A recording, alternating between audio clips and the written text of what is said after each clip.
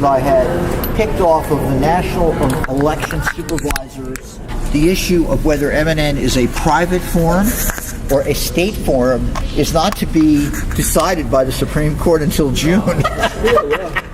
Unfortunately, the other side is in here, but no, I'm good. We will randomly choose them. Someone, maybe Eve can do that. Okay, Eve.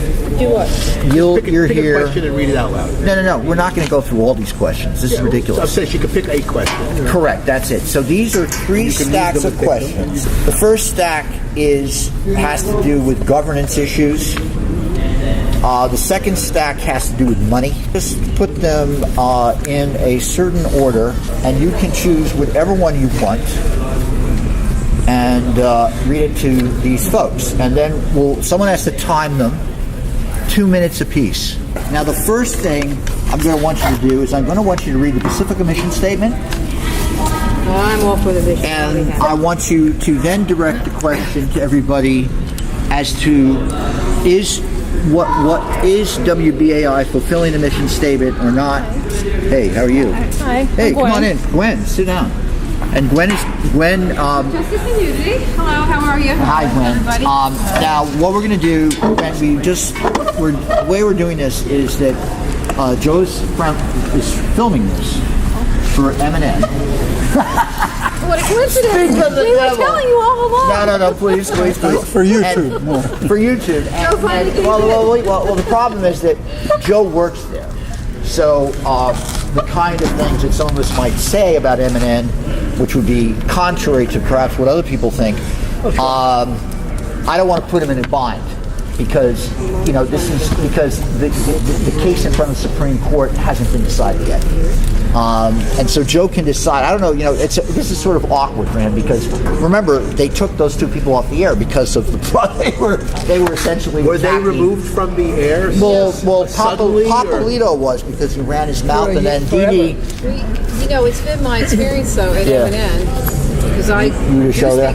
I don't have a show there, but I've been asked to speak, and Right. I've been absolutely amazed at the candid interviews I was allowed to give. I mean, All right, well, but so nobody. But I want to respect his right because this is because they just argued the case in front of the Supreme Court. I've read all the briefs, so I said, "Oh my God." Anyway, all right. So the first thing we're going to do. Pick a number. Well, yeah, pick a number because we were going to just pick a number. Try to answer questions in orderly fashion Yeah. with 2-minute timing, I believe is what the schedule and then we're not was. going to scream and yell at everybody like the way they come on, were I can doing scream at you. Well, anyway, actually, I'm going to be. You're actually lower than me, but I'm going to go first. Jim, is your idea to get one question from each, and then Ralph, the next sit question down, will be brother. from the next? All right, now Joe's filming this. Joe's filming this for YouTube. What did you say? Joe is filming this for YouTube. Oh, okay, great. Which you don't mind. And then the problem we had was Joe works at M&N, so I could say some pretty, I could get into my shit, and I don't want to put him in an awkward position. So I want to leave Joe up.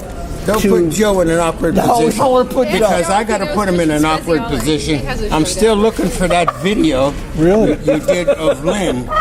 Way back when it was I Lynn got a whole Stewart. box of them. Oh no, Lynn Stewart.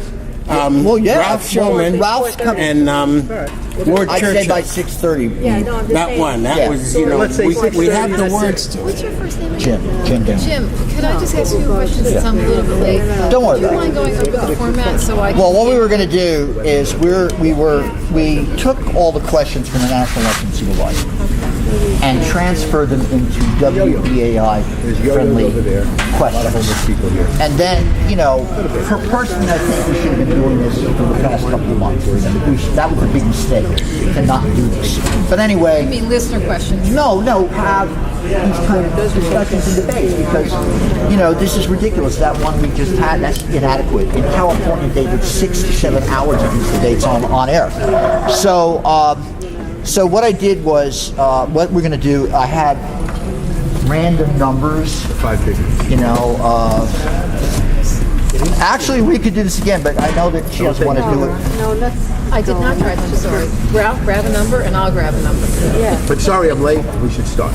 Yeah. What do we do with these? The mission Give statement. them to me. Okay. So, Jim, then I already gave you a 4. So I know you gave me a 4, but I don't know if you wanted. You actually, that would have meant you were first. I'm still a 4. So I didn't want to put. I Okay. didn't want to put you in that Okay, awkward all right. position. So I'll try it. So I'll be first. you actually would be second, but I don't want to put you in that position you don't want to be. So which one of you guys wants to be number Put it 2? somewhere, Jim. Put it somewhere. Well, I will put her somewhere. I want to make it fair. She's second. Second. She's second. That's fine. Well, Let's go with the number. all right, You second. can't be perfectly fair in the real world, Jim. All right, fine. All right. Studying a lot of Ralph, physics, I Ralph, understand. you want to play tail end Charlie there?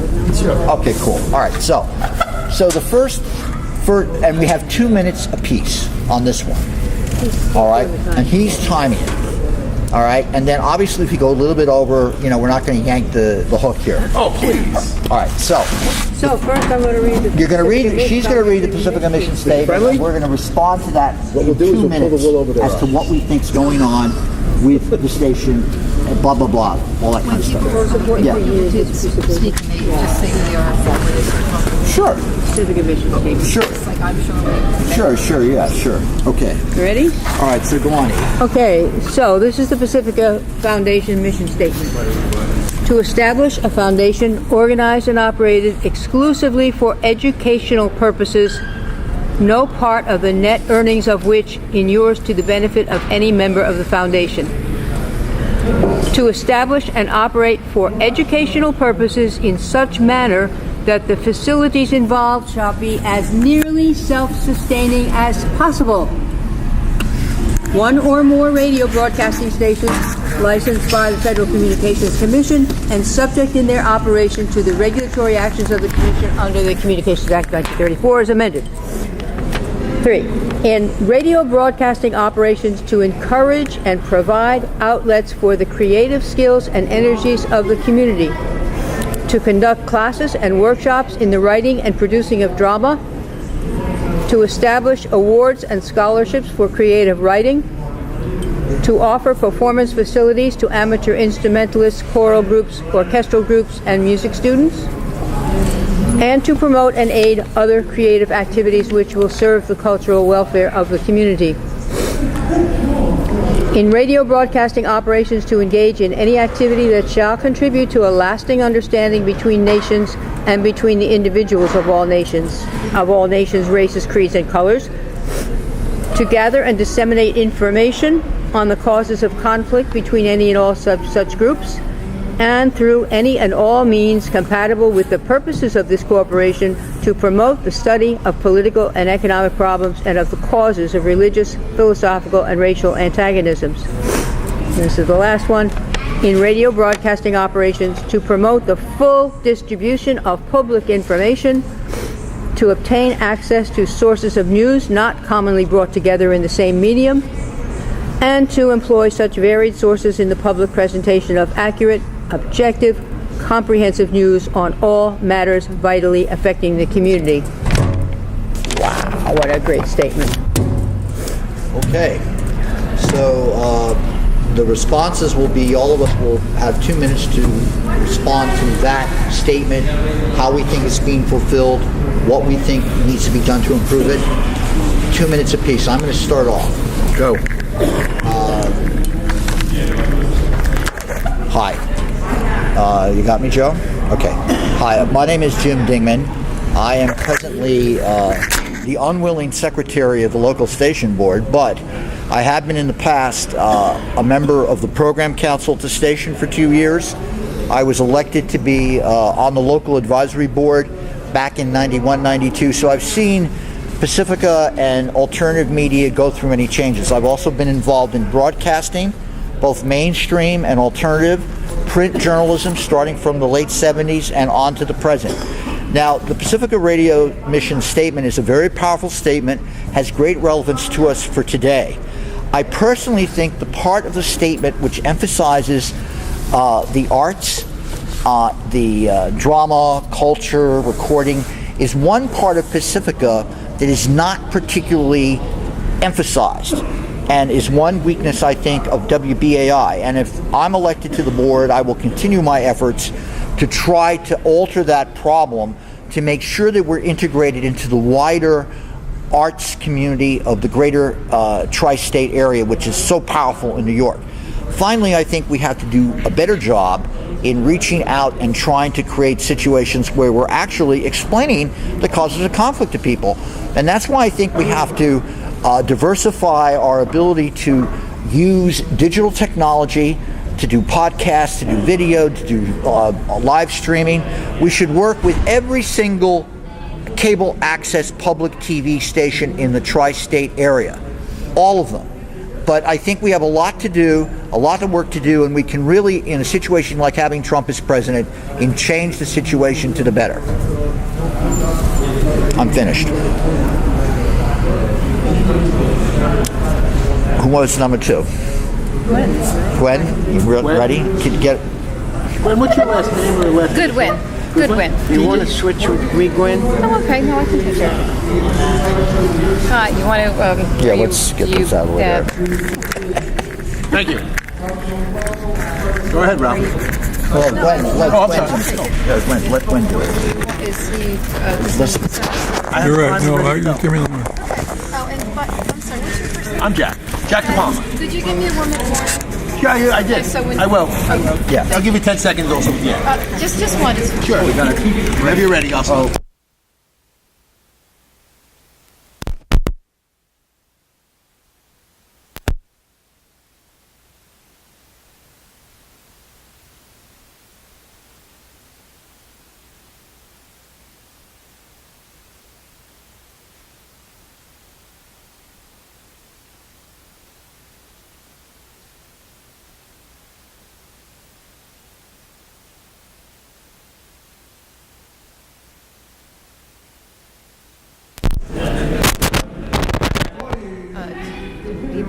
Need me a little closer? Are you okay?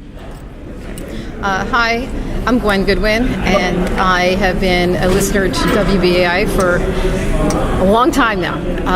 And after listening to the statement, I can see how we've fallen short in many ways.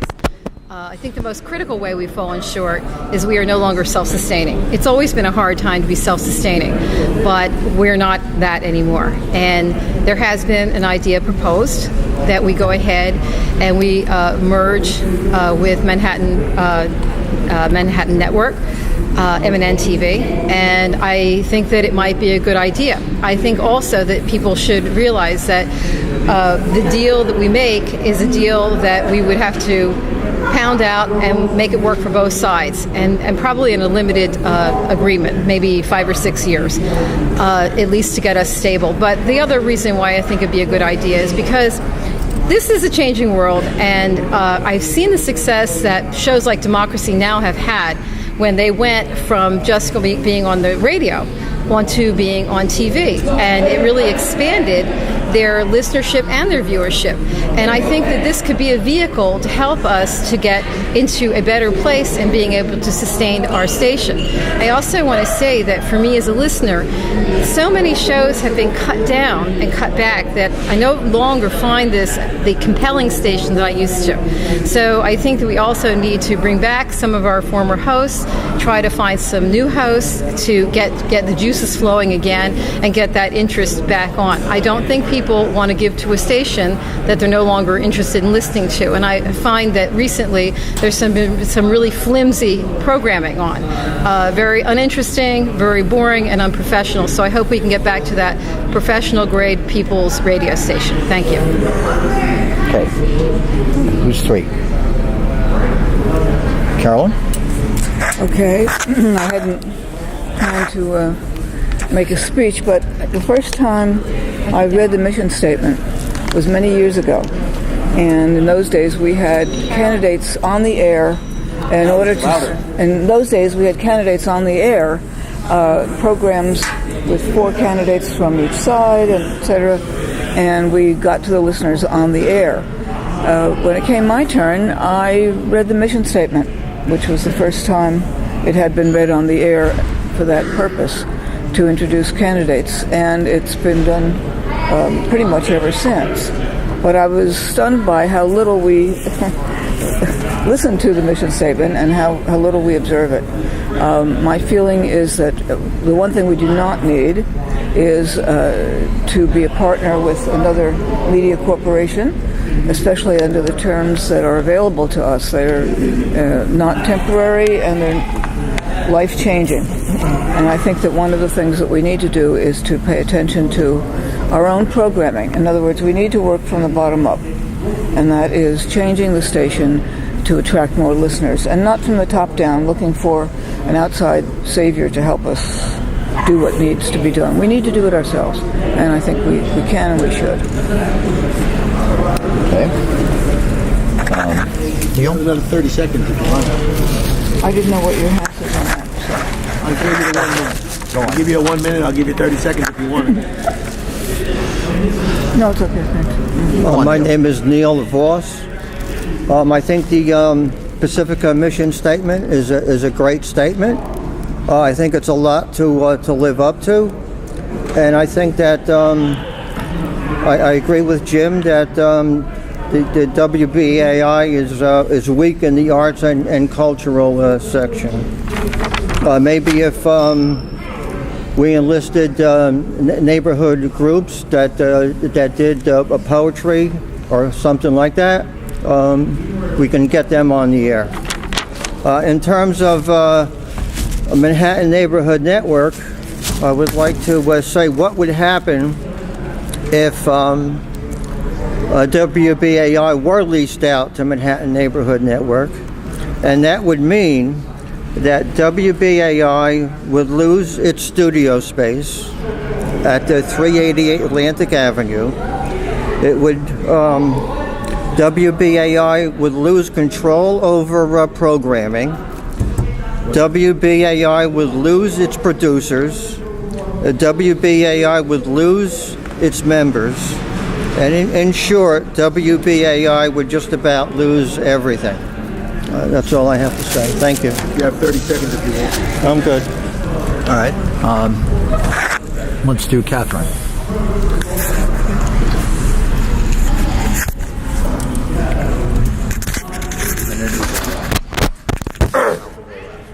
Whenever you're ready. Okay. I'll give you 1 minute.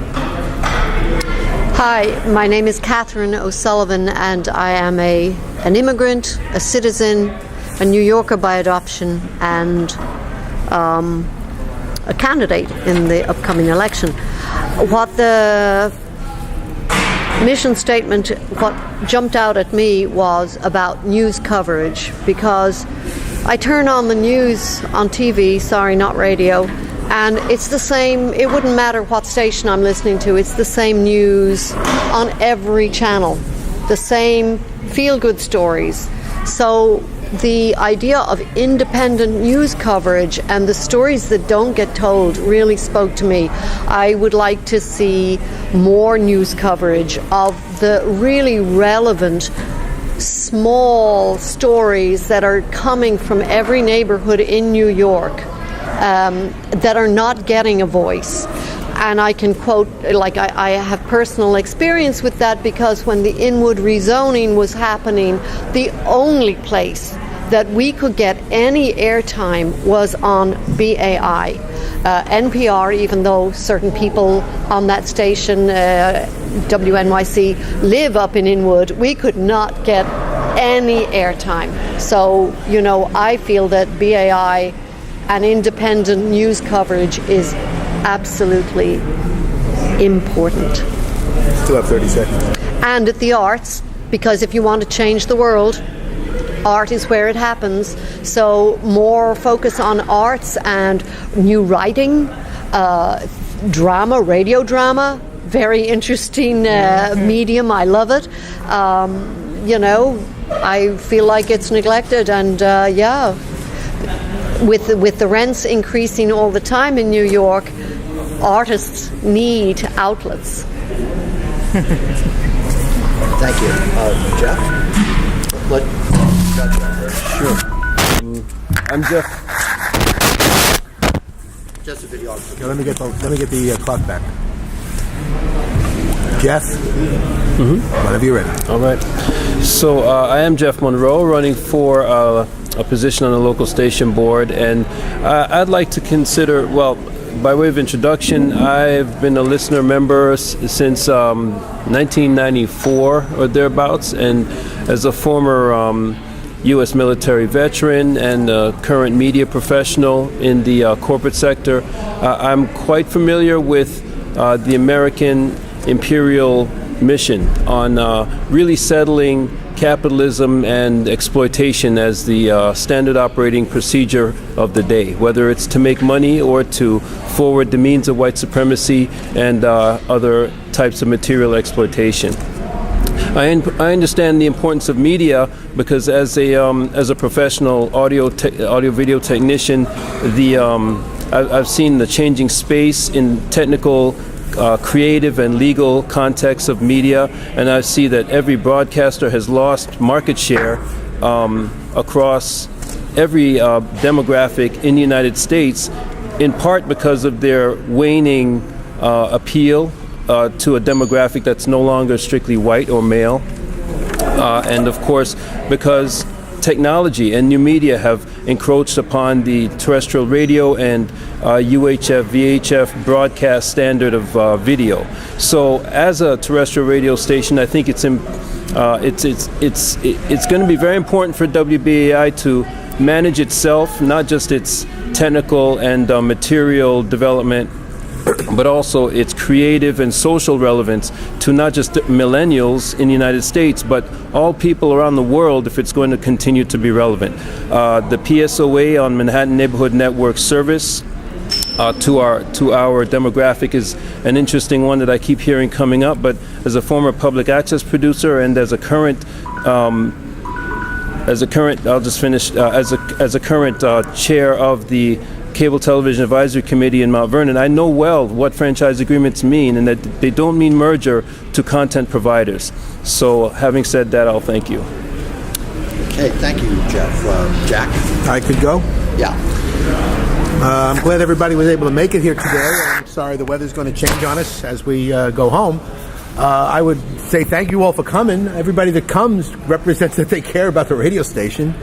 Everything I've heard so far is really very encouraging. Except for what Neil pointed out. I don't want to lose WBAI. No matter who becomes our partner, I don't want to lose WBAI. That's why I've always listened to WBAI. It's because of what Catherine said, that we need stories that are compelling, immediate, and relevant. If you ever watch MNN, and I do, you don't see a lot of that. Most of the stuff, besides what came from WBAI, is really kind of sad. Now, if I had all those resources and I was really trying to do artwork or stories that were alternative to what you hear on the mainstream media again and again and again and again and again, or community stories, rather than what you see on Channel 1, Spectrum Channel 1, you don't even get good weather reports. It's sad because all this asset is being driven into the hole that we don't want to take the radio station into. We need more arts that are compelling and convince people to see each other as human beings in this town. New York City has been my home all my life, and I'd love to get to the educational part, but radio drama is really what got me listening to radio, and compelling radio is what got me listening to radio, and many of the things that Mr. Pointer and many of the things that other people have shared with me on the radio are really important. And if you go to a situation where they tell you, oh, we're going to pay the bill and therefore you got the freedom of speech that we paid the bill for, because I do have cable television and I watch it sometimes, but the fact of the matter is I don't get what I need on cable television, and I don't expect it's going to come out my radio. One more thing, quickly. I'm finished. I'll have a chance to say it again. Okay. We're going to hear from Ralph. Ralph. Mic over to Ralph.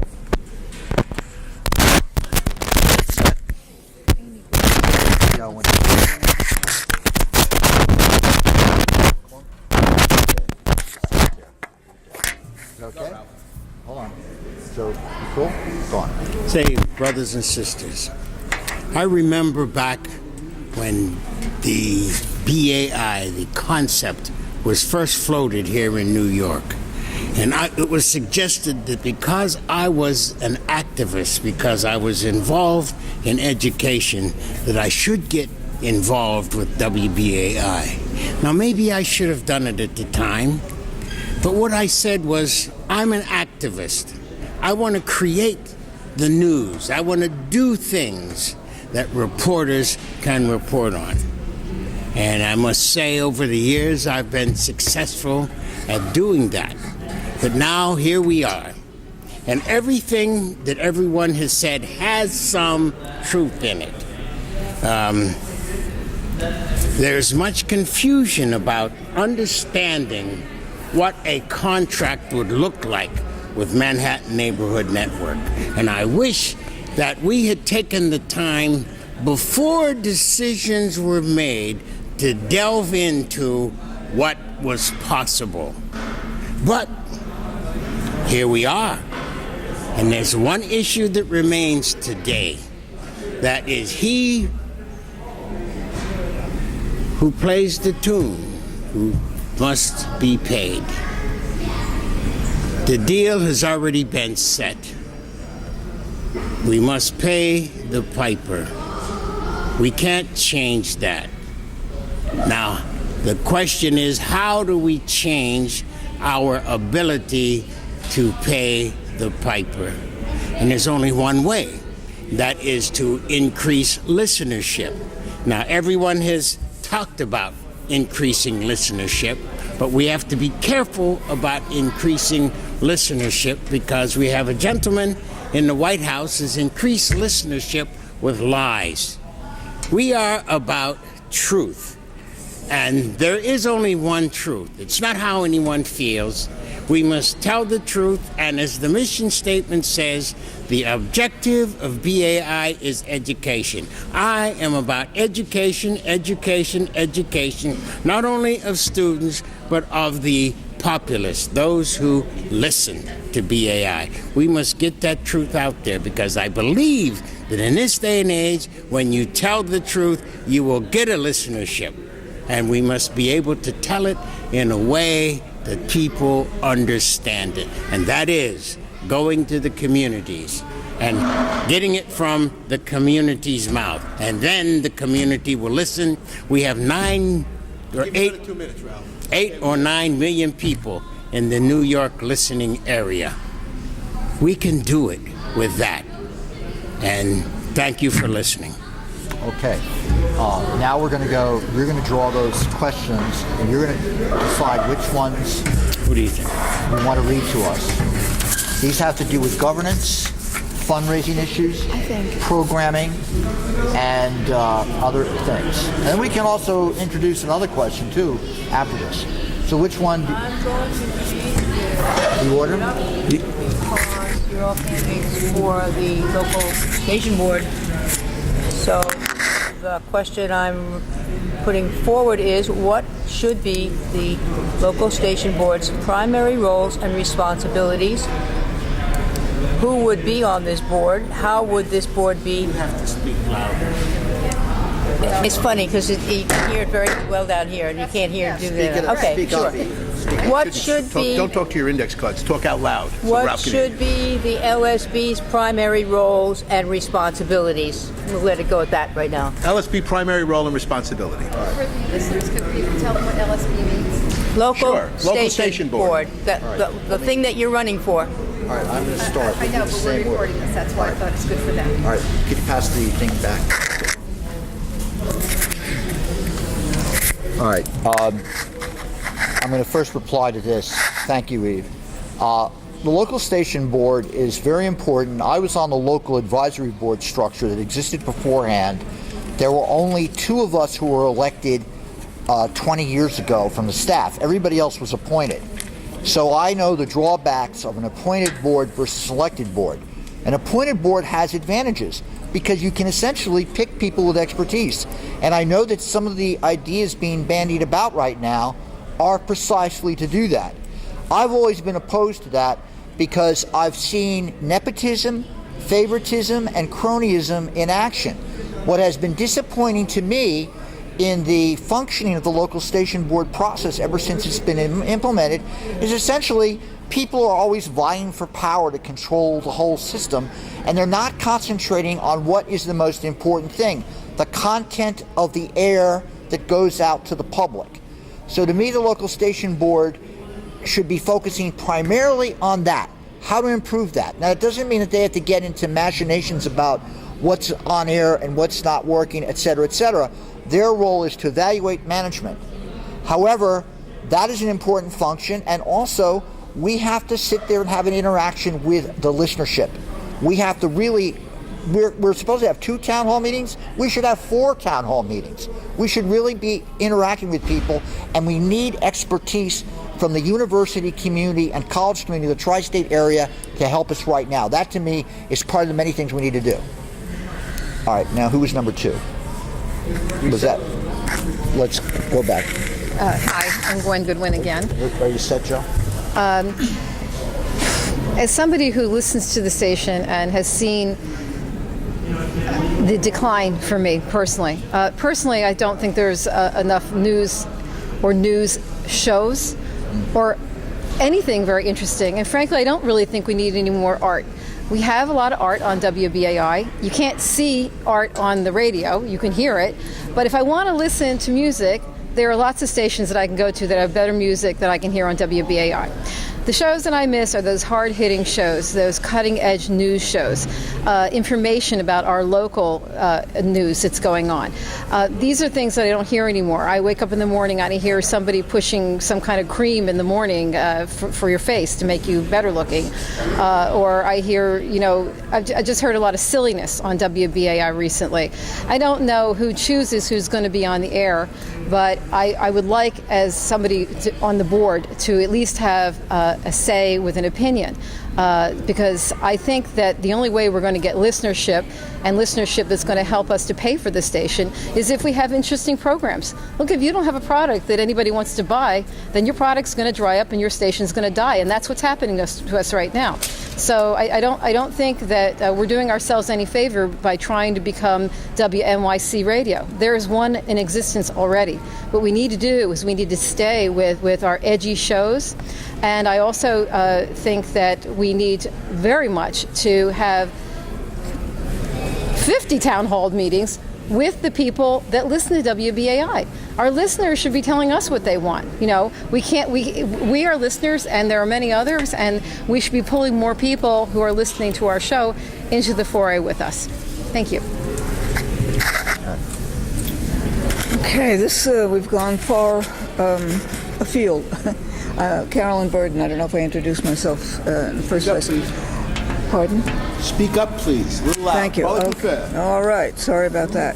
One of the issues here is our relationship to the listeners, as you pointed out.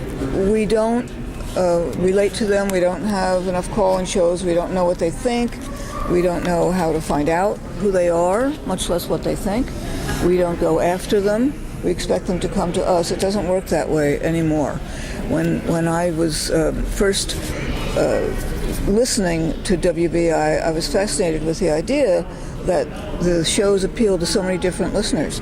We had art, but one of the art shows that I loved was an anthropology show that took an instrument from each foreign culture and spent an hour introducing listeners to that instrument, how it functioned in marriages, births, deaths, music, dance, whatever. It was fascinating to me. It wasn't just for children. It was absolutely very interesting. Number 2, we are not, as Lou Hill said, a commercial entity. No member may profit from being on the board or any other part of WBAI. That includes the producers. It includes our staff, our paid staff. They get a salary, and they're not supposed to profit in any other way. And what we are supposed to do is be a subscription service, as Lou Hill envisioned the station. We don't need to be paying anybody or be paid by anybody. We need to give subscribers what they want. Any place I go on the internet now, I get 4 or 5 paid newsletters, which are interesting and good, and any one of them could be turned into a good show. And they speak to me because they know where to find me. And that's what we need to do for our listeners, find out who they are and where they are, and give them something interesting for their money and also for their attention. Okay, we hear from Neil. Hello, this is Neil Voss again. The role of the LSB is to evaluate management.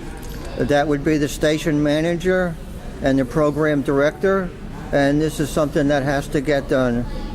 The other function is to organize town hall meetings and town hall meetings could possibly be turned into recruitment venues for the station, besides just getting feedback from the community. Thank you. Okay. Catherine? Should I go? Let Catherine. Yeah. Right, reset.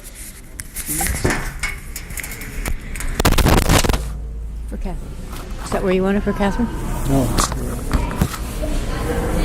Okay, Catherine O'Sullivan again.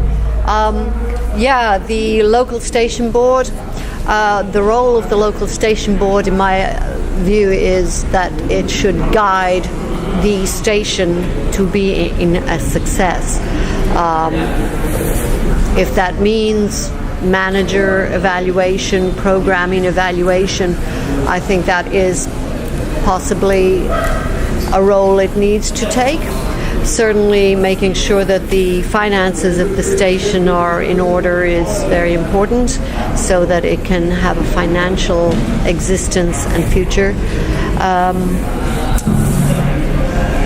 The feedback of the audience, well, I think if people are on the local board, they need to be listening to the station, and if there are call-in programs, they will hear opinions of their listeners. But I do feel that BAI has sort of drifted in recent times. It's not what it used to be, and I do think it could be a lot better. Thank you. Jeff. That's cool. Thanks. So, let's see. I guess to answer the question, I believe that the LSB's best function is as an intermediary between the station service and the people who listen to the station. As such, the managerial role of the LSB, the local station board, could best be utilized, and I understand it has had its peak moments in the past when it was most functional as an oversight body, where it properly utilized its means to resource skills from the community and listenership to manage the station, and that includes assessing station manager, program manager, and general manager, program manager and general manager functions. I believe that to be continually functional, the LSB should have constant liaisons with the community, at least on a bi-monthly basis. Town hall meetings sound like a great idea, but whatever in new media can facilitate ongoing feedback and communication to the community and listenership would best fulfill what I think the LSB is meant to do. Okay. Jack? I'm amazed. I'm actually fundamentally amazed. I can't believe you actually think that the market-driven stuff that's on the TV and the radio is going to get people to give their money. Most of the television, most of the cable television... No, we're not talking back and forth. No, I'm not allowed to? Okay. No, we're not doing I believe that the idea that we have a listener union, much like NPR gets public television money, would be exactly where we should be going. The reason why they're so successful is because they have tens of thousands of people that give them support, and then they tell them what they want to listen to. It's a feedback system that works for them. It was our feedback system 30 years ago. The fact of the matter is, if you listen to the people that come to these meetings or call up the radio station, they don't have a clue about how the station actually functions under the way it does. The listener, the local station board is supposed to pick management. It's supposed to evaluate management. And the fact that management has done a great job is something I would like to share with you, because I watched it. I watched them get off Wall Street. I watched them pay the bills. Now, probably it's true that when you put a $sign on a radio station because you bankrupted the public support money, it's going to turn into where you need drivel to sell products. And I'm appalled by that too. But I can't communicate to you people. The people that have come to these meetings for 2 years have made it very clear to me what's wrong with WBAI. What's wrong with WBAI is that we don't necessarily always get what we want to listen to. We get what we don't want to hear. a lot of times, and sometimes that's what cable television, excuse me, if I'm shouting, I don't mean to shout. I am so enraged about what cable television has on it because it's the same homogenized garbage, and if you think that that's what I want to support, I'll just shut it off. I learned a long time ago how to shut it off. Do I still have time, Jim? 20 seconds. I have 20 seconds. Very simple. If it wasn't for WBAI, I wouldn't know what's going on in Venezuela. If it wasn't for WBAI, I wouldn't have known what happened to the Central Park 5. If it wasn't for WBAI, a lot of these people here would have had no voice. No voice, as opposed to the voice of Donald Trump that I get again and again and again and again. Every time I turn on the box, that's what I get. So it's really true. We need better. I wanted to say this as well. I'll stop. I met a fellow that was selling advertising on Christian radio, and he said that the whole market is collapsing. Is any surprise that NPR is successful and Christian radio is failing? Why are we failing? Okay, thank you. Hi, Mario. Just to keep in mind, we're not arguing back and forth right now. Okay? Is anybody on Mario, sit down, please. It's not stacked. Mario, we're doing something different. Mario, we're doing something different. Sit down. Just shush. Shush. All right. Let me know when you're ready. Ready? Give me. No, we have these little tail end Charlie. Go on. My name is Ralph Pointer, and I'm glad you mentioned the Central Park 5 in terms of searching out the truth. I was very much involved in finding that truth and bringing it to people who could do something about it. But I'm going to switch to, I believe it was Emerson who said, the truth, when told so as to be understood, must be believed. We, as a board, must meet. Get that? We must meet and make decisions to bring this kind of truth that Emerson was talking about to our listeners.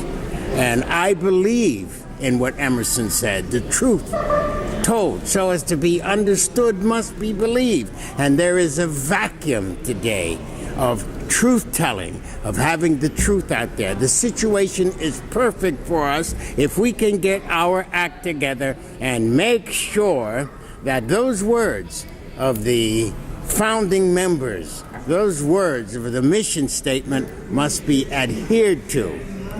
The public is ready. The question is, are we ready? I personally am ready to take on that job. Thank you. All right, thank you. The next question. What is your understanding of WBAI's and Pacifica's financial problems? And how do you propose to resolve these problems? All right. I'll start. All right. Again, my name is Jim Dingman. Unfortunately, my understanding of these financial problems is rather profound.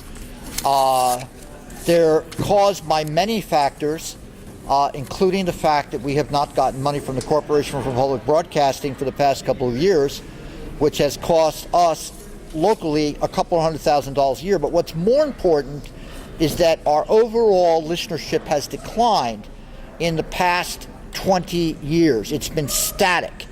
And while people have big arguments about the Nielsen ratings and other forms of figuring out how many people listen, the one thing I think we all can agree on is it's not large enough.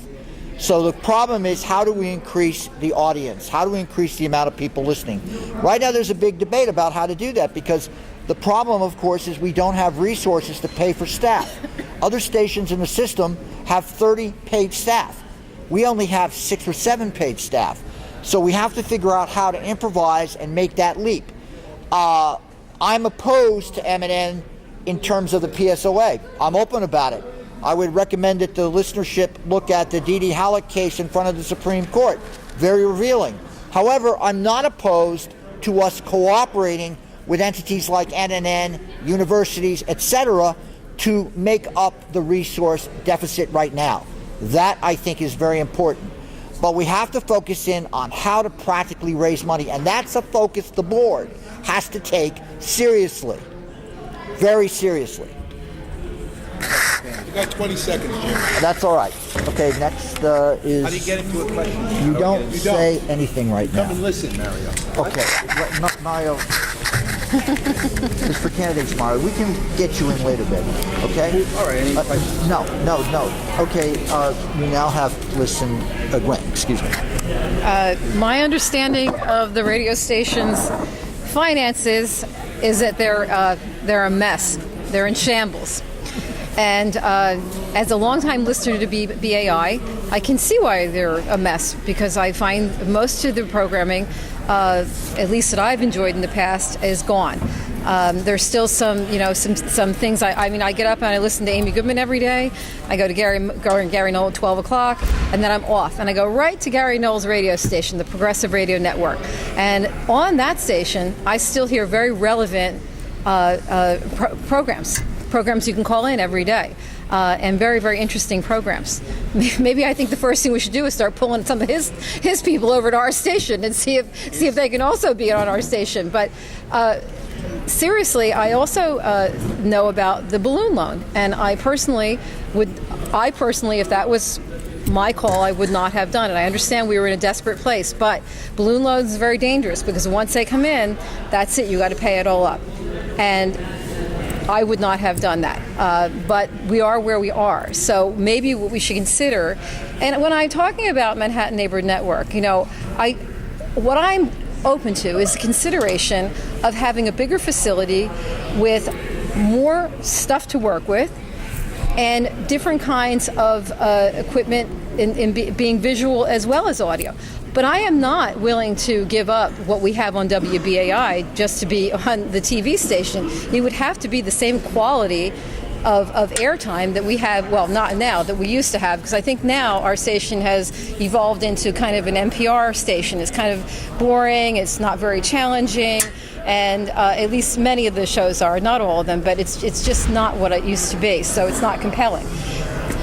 Thank you. Carolyn.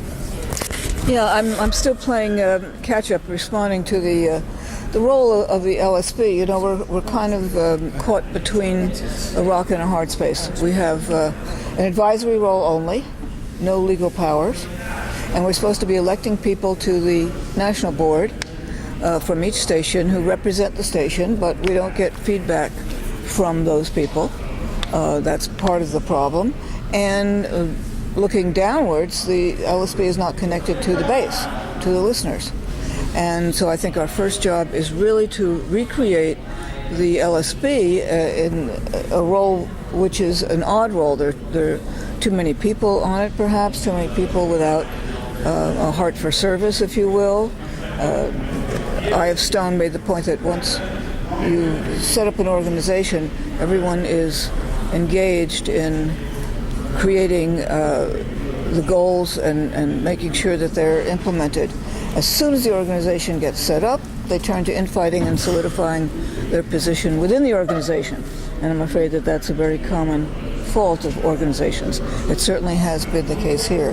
So I think we need to lift up our eyes and look beyond the board itself and the members itself, and look to reaching out to the listeners and making sure they know what we're supposed to be doing and that we know who they are. We are very far behind. This is not a 20th century operation. It's not even a 19th century operation in terms of demographics and staying in touch with our listeners. We don't even have a newsletter, a folio. We don't have a way to reach them, and they really don't have a way to reach us. If you've ever tried to find a phone number online to the station itself, or individual producers, you can do that. Otherwise, it's a lost cause. Thank you, Catherine. Carolyn, pardon me. Carolyn Burton, too. Non-candidates. How long? Hello, this is Neil Voss again. To answer the question about the financial problems of WBAI, again, that goes back to the Corporation for Public Broadcasting money that Pacifica has lost, and we need to get that money back again. And the other problem that we have is the decline in membership. And WBAI needs to double and maybe even triple its membership. And the only way that I can see to do that is to ask the current membership to get out there with leaflets and talking to people on the street and recruit new members. That's the only way that we can double or triple our membership, which is what we need to do. Thank you. Okay, thank you, Neil.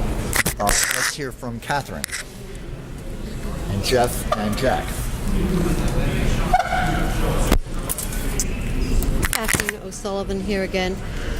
So my understanding of the finances is that there is a loan that the radio station has gotten itself into financial trouble, didn't do audits in a timely fashion.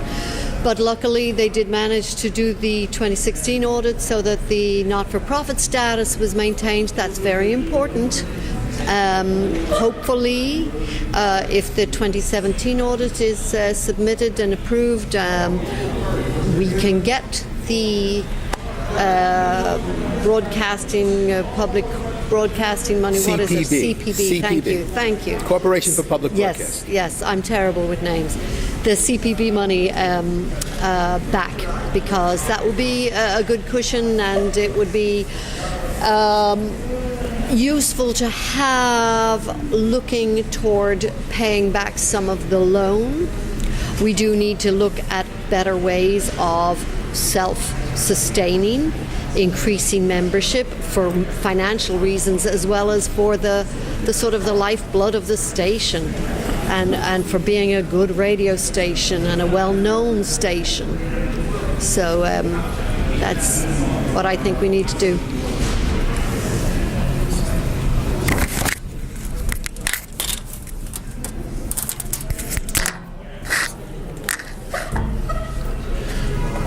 So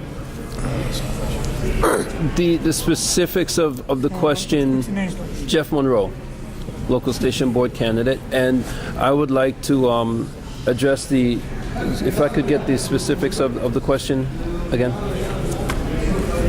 How are we going to pay What for are it? the financial problems of WBAI? what are the of B and Pacifica, and how do you propose it? Okay, so my understanding is that through loss of revenue from grants to Corporation Public Broadcasting grants, corporate grants, and of course loss of listenership, loss of either through listenership, passing, or loss of interest in listenership and market share in terms of an interested listenership.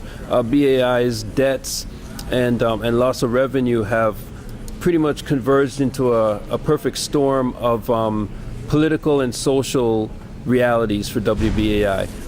Even if grants or CPB type revenues were a guarantee, which we can see under this president are not a guarantee, what with government shutdowns and other unpredictable political developments and the like. I think WBAI's most assured practical solution to survival will be its appeal to the listeners, and that's the general population around us, whether they are local or, in this case, international. The internet has made WBAI and other internet-based media indispensable for those who are not corporate media consumers. The corporate media itself has lost its appeal to many viewers and listeners and readers because of its lack of appeal to the working class. BAI should resolve that by continuing its relationship with the working class. Thank you. Jack. I was shocked again. I gave Summer Reese a ride in my automobile to give her a place to stay when she came to New York. Summer Reese was the former executive director of Pacifica National Board. And I realized then that the idea that we're going to be able to sell WBAI or give it away or, fund it, put content on the radio that everybody's going to throw dollar bills at us is really kind of fatuous. We need a diverse and divergent radio station that has sound and culture as well as good news. Mr. Pointer's absolutely right, but we cannot not pay our bills. We cannot lose our not-for-profit status in California. And when that became the problem, I was well aware of it, and other people were well aware of it too. The reason why we never quite figured that out is because a lot of people were obfuscating and slowing down the process. Yeah, of course we lost our audience because what we have on the radio really isn't very good. And if you think NPR is good, maybe you think Patreon might be better than PNR, because if you have broadcasters that keep pulling your listeners away and say, come on the internet and listen to me, it's not going to be the best thing for the listeners that listen to this radio station. I believe that WBAI is the only thing in this town that's worth it. I don't carry a computer in my telephone. I don't want to go on the internet and figure out the recent news. Like I said before, most of that stuff I have at my fingertips, but I don't find it has anything of any value, and I wouldn't give it 5 cents, nonetheless $50. WBAI was worth of my effort to help them move off Wall Street. It was worth my effort to move the premiums around so they can make their dime. And if you don't understand that if we lose the dime, we lose the radio station, and I know a balloon payment is a problem, I understand that, but if they get their act together in California, we got our act together in New York. I took the plaque out of the storage room, and it's on Berthold's wall right now, $1 million fund drive within my memory. And I didn't give a nickel because I never used to give any money to this radio station. Now I realize that what this radio station needs is committed people that support it, not people that want to take it apart piece by piece and give it to somebody else. It don't mean nothing if you don't got it under your control, and that's why we control what we do to pay for the radio station, and that's why if we had thrice, quadruple the number of listeners, and everybody took a little bit of money out of their pocket, we could have a radio station that we can self-sustain and support. Is that 2 minutes? Thank you, Jack. Want a cup of coffee? I already drank. All right, we now My hear coffee. from Ralph. Let's pass the mic over here. And Michael has joined us, so Michael can comment too. Go on, Ralph. Thanks again. Ralph Pointer here. And what does the debt mean to me? Well, $5 million or approximately that much money keeps ringing in my ear. And the problem is, and the solution to the problem is a newsletter, but a radio newsletter in form of a monthly report to the listeners as to exactly what is happening in the radio station. And if we could get that, then we would have something that people could dig their teeth into, so as to speak, to talk about what we must do, where we must go from where we are to make the radio station successful. And that's what's missing. No one knows what's happening. And so we must improve on that first.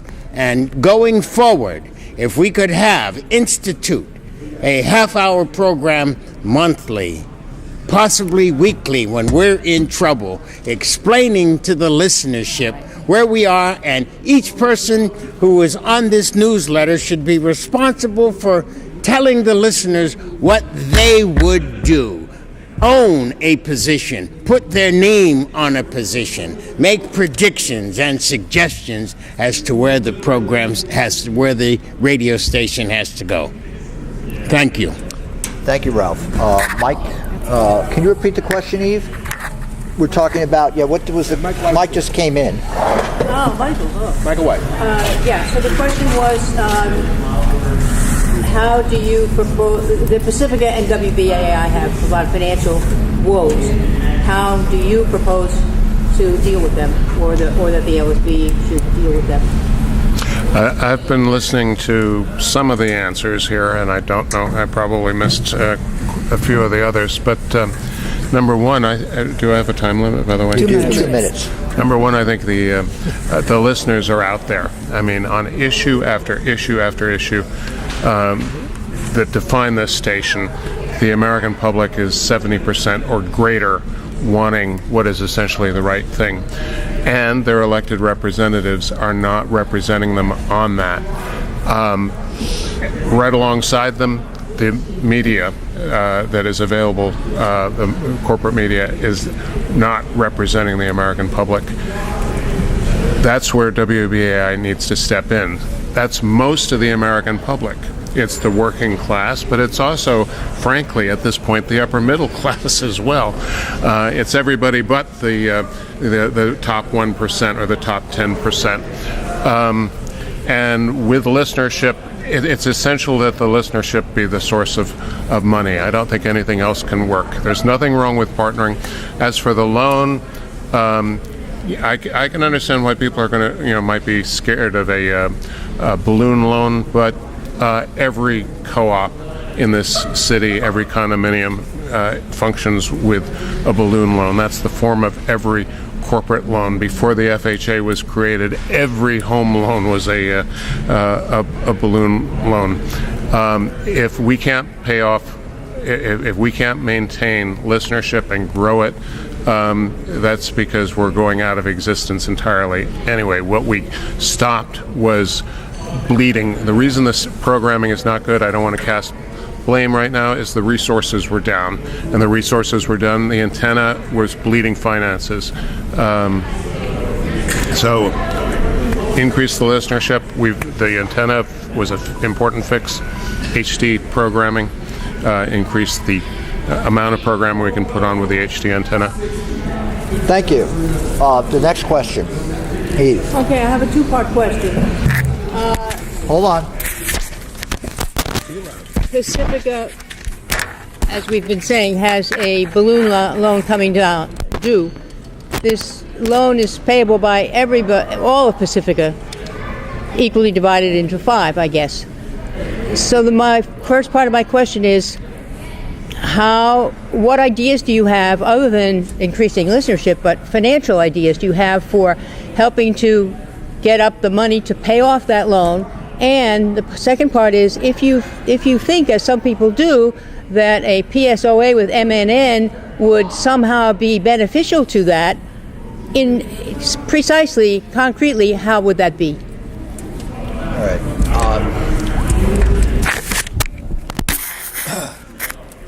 And maybe we should extend a minute. Anyway, okay, first of all, the amount of money that we owe is in all about $8 million. It's not $3.8 million. There's $8 million in debt.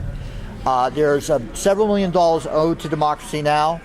There is almost $600,000 to $700,000 owed to the pension funds.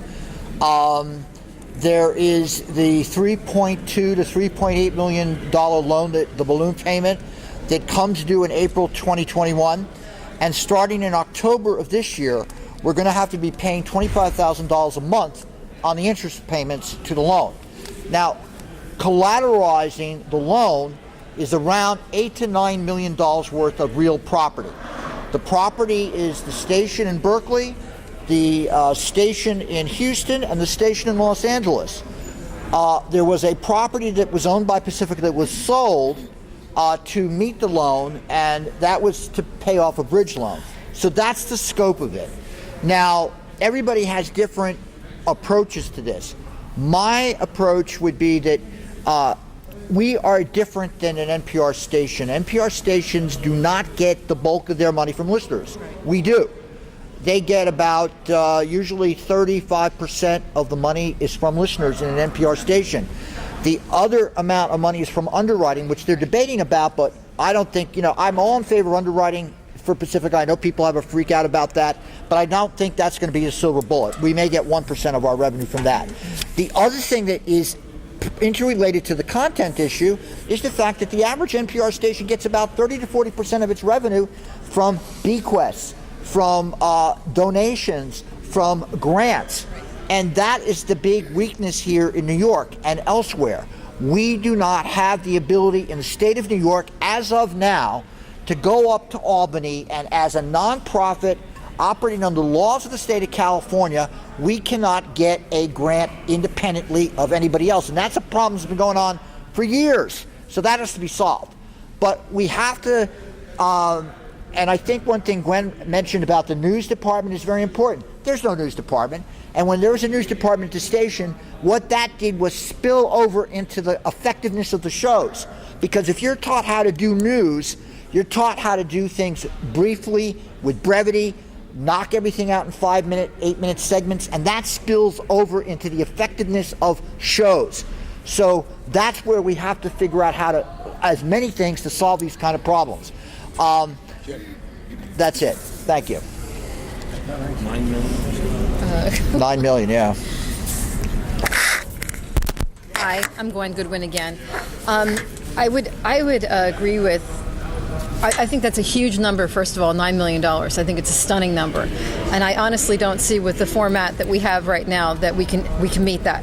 I am opposed to underwriting, and the reason why I'm opposed to underwriting is because I really don't enjoy what I get on WNYC or NPR or BBC, because there's always this undercurrent underneath that's keeping the real news from getting to me. I mean, everything on NPR has been a lie when it comes to Venezuela. It's just bold-faced lying, and so is it on BBC. It's stunning. So I have to think that it has to do with the sponsors that are underwriting those programs.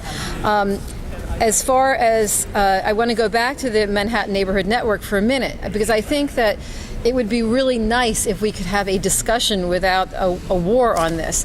There are some things that I think they do have to offer us. I do think that having a larger studio with more equipment will help us. I also think it's interesting that Democracy Now!, which was one show, a tiny little show, is now lending us money. She's doing so well that she has enough money to lend WBAI radio.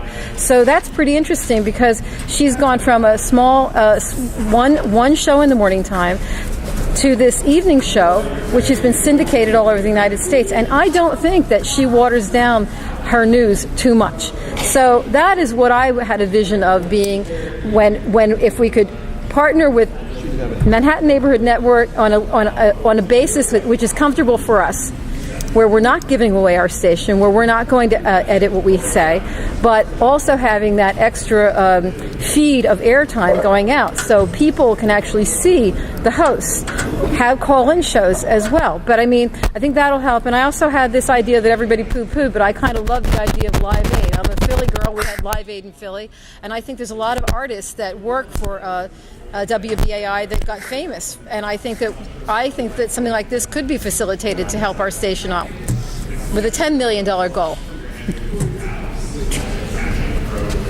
Thank you. Carolyn. Take over the time. Okay, go on. Hi, Carolyn Burden here again. I keep responding to points that other people have made, as well as to the whole question.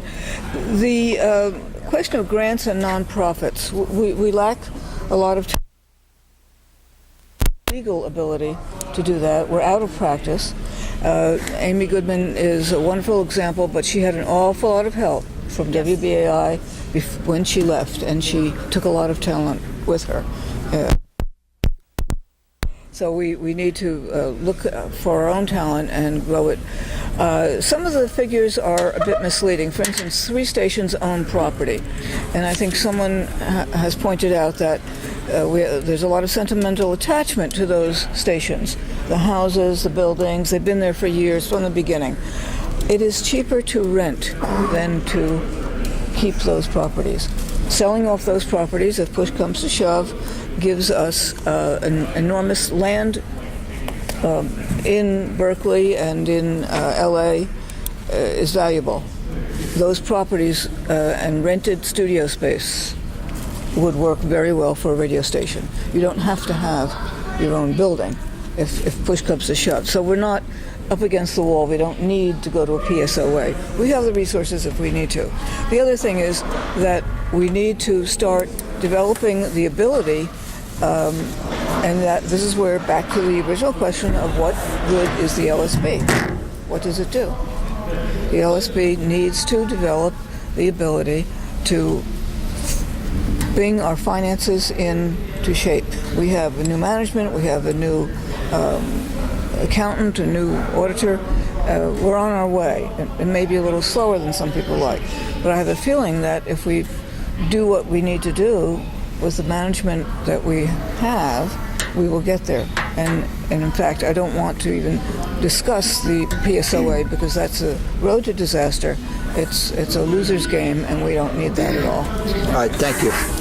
Neil?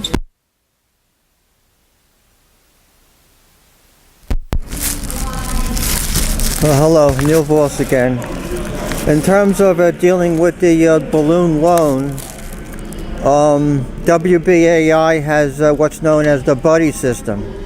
That's where members donate every month on a monthly basis. It comes directly out of your bank account, and if we could get buddies to increase to the point where we have thousands of buddies, and if we had thousands of buddies donating at $20 to $25 a month, that could go a long way to fixing the loan problems that WBAI and Pacifica has. The other way is to, like I said before, to increase the membership of the station, to double and even triple the membership. And the only way to do that is to get members to go out and recruit new members. Thank you. Thank you, Catherine.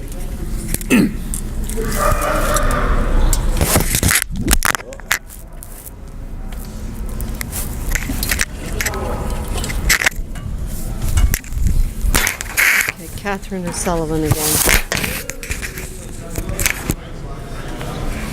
Well, as treasurer for a few different organizations, not-for-profits, I am very loath to actually say what I would do without actually looking at the books. So I would want to actually see what the terms of the loan are, what the actual property values are.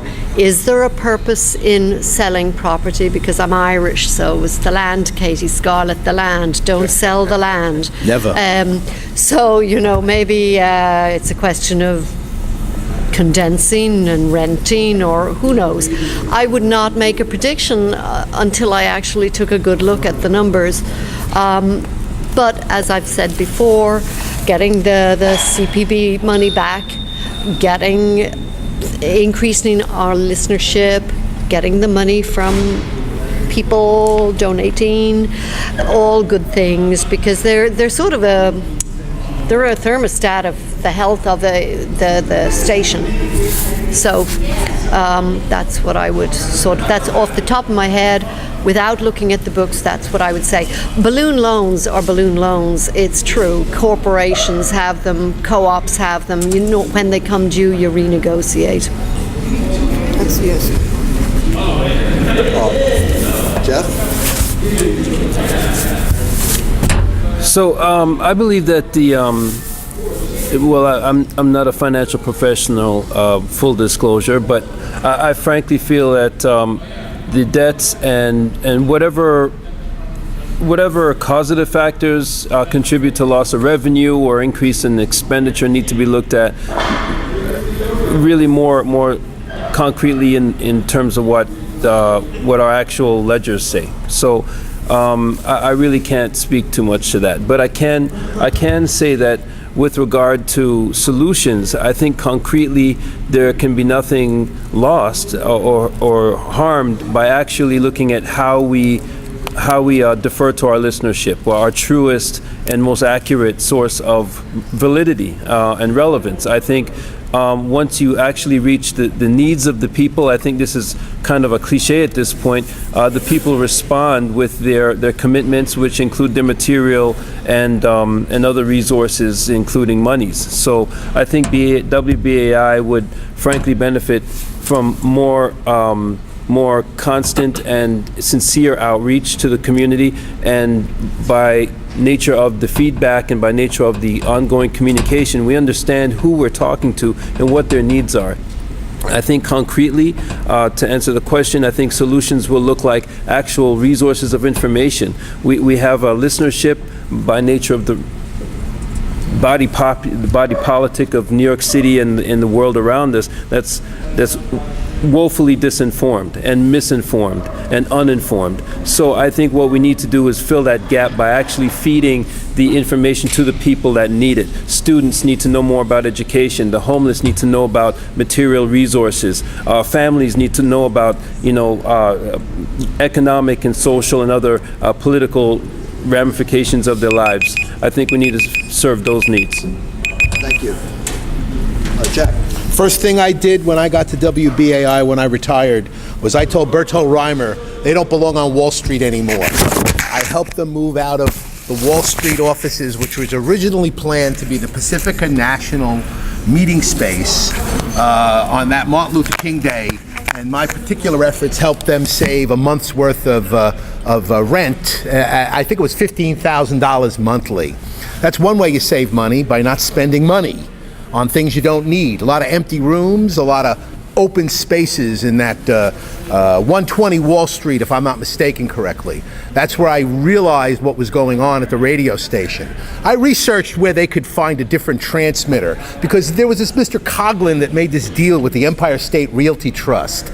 And then I researched what happened with Democracy Now! As well. And I would just point out to people that if we keep making lousy deals that sell us out, we've made these deals before.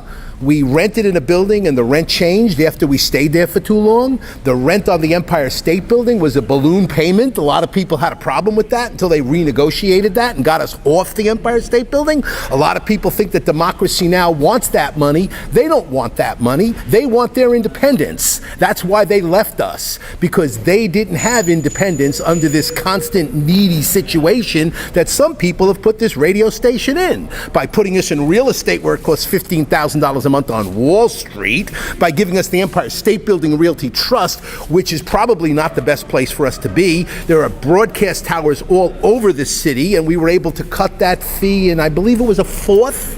And of course, fiduciary responsibility is how you save your money that you don't have a lot of. So if everybody wants to make sure that we understand how it works, if we partner up with someone that has all the money, we don't get much of it. In fact, I don't think we get any of it. Because the trick is, once you get involved with somebody that has all the resources, what you get is to use their resources, but who owns the resources is really the problem. We own this radio station. Okay, thank you. Somebody else, another question. Pass the mic. Oh, I'm sorry. We got Ralph. I'm sorry, Ralph. Somebody else. Very good, thank you. Ralph? And Mike. Get Michael on the staff. Go on. You're gonna use your camera there? Stretch it out there, Jim. We got it. Stretch it out, stretch it out. Put it close enough. It's close enough. Oh, good. Yeah, Ralph here. Much has been said here. And I'm not Irish, but I understand the Irish position. Excuse me, Ralph. Nobody's perfect. Nobody. But Go on.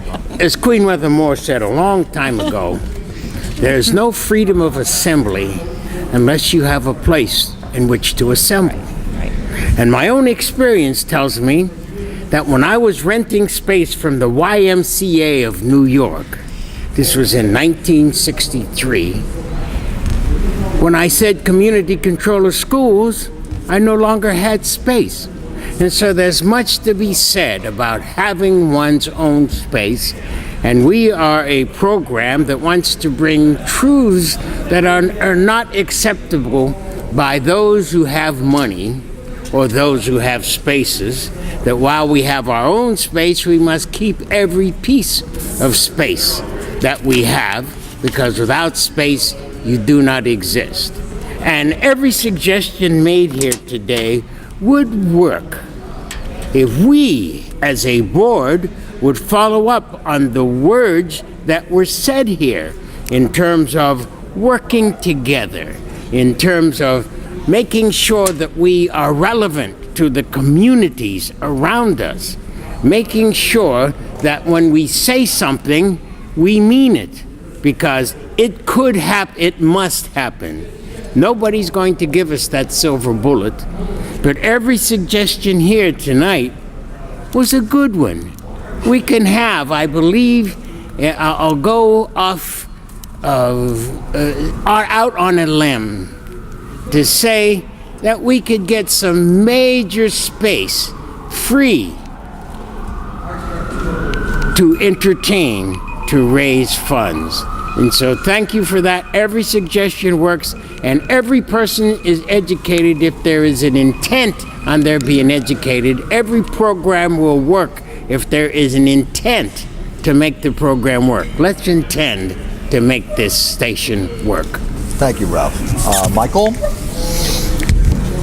On the issue about the Pacifica properties, I don't know enough to say I agree with Catherine that I can't say anything until I've been looking at the issue. It could represent a significant retrenchment and a backing away from a strong investment that is actually serving. On the other hand, I think Jack is right. We need to operate lean.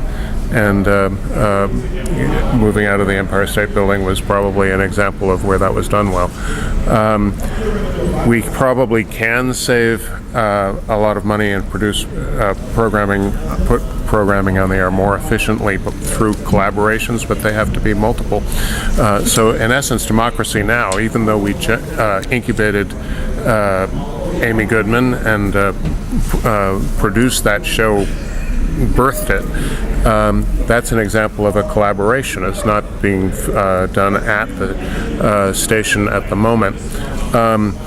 It's a good show. I listen to it consistently, but I give it as an example of you get about 85% of the news from Democracy Now!, and there's stuff that she just won't cover, and there's stuff that she covers wrong, and that's why we have to be nimble and respond and provide alternatives, even on the station, to what is not being covered by this. But we could, some of our programming, I think the Laura Flanders show is produced out of CUNY. There's other places, there's a lot of programming that we already have on the air that is produced out of other studio sources, and that reduces our costs and is a way of amplifying what we have in the way of resources. Local news, that's where we need to build up our resources, because there we have to be responsive. We can't rely on someone else sending it in. Thank you, Michael. Next question. Speak up, Eve. Yeah, just waiting for this. Okay, well, we've all recognized that Pacifica and WBAI has a huge financial problem. So in that context, because it really has to color everything, where do people think that the idea of a PSOA with MNN comes into this? What does it do? Do you believe or think or know that it does for a station or for WBAI?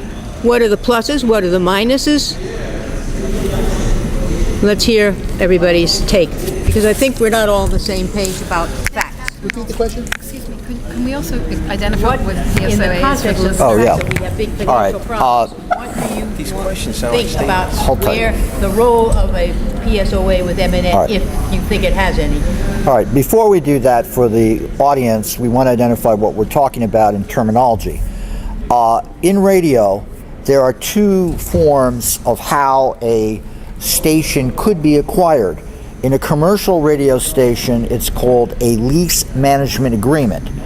In a public radio station, and BAI is sort of in that spectrum, it's defined as a public service operating agreement. Now, what that means is that the station is leased over to another entity, and they essentially manage it for a period of time, and the agreement can be negotiated that it allows the station to come back to the owner, and sometimes that doesn't happen. Sometimes the whole idea of a lease management agreement was initiated because at the time the FCC limited the amount of stations a entity could own in one particular market, so they came up with this device to allow them to essentially own more stations in a market. This is in the early 80s when there was a big boom in the value of radio stations. So public service operating agreement is in that realm. Okay, so that's does anybody else want to add to that in terms of the definition of it before we get into responses? Well, people use synonyms such as lease, No. Lease management agreement is the commercial definition of it. A public service operating agreement is the public broadcasting aspect of it. Okay. Pardon me? You point out the restrictions that a PSOA would have with. We're getting to that. Okay. With what? Are there any restrictions on this PSOA? Could M&N give us hundreds of millions of dollars? Oh, that's a whole other issue.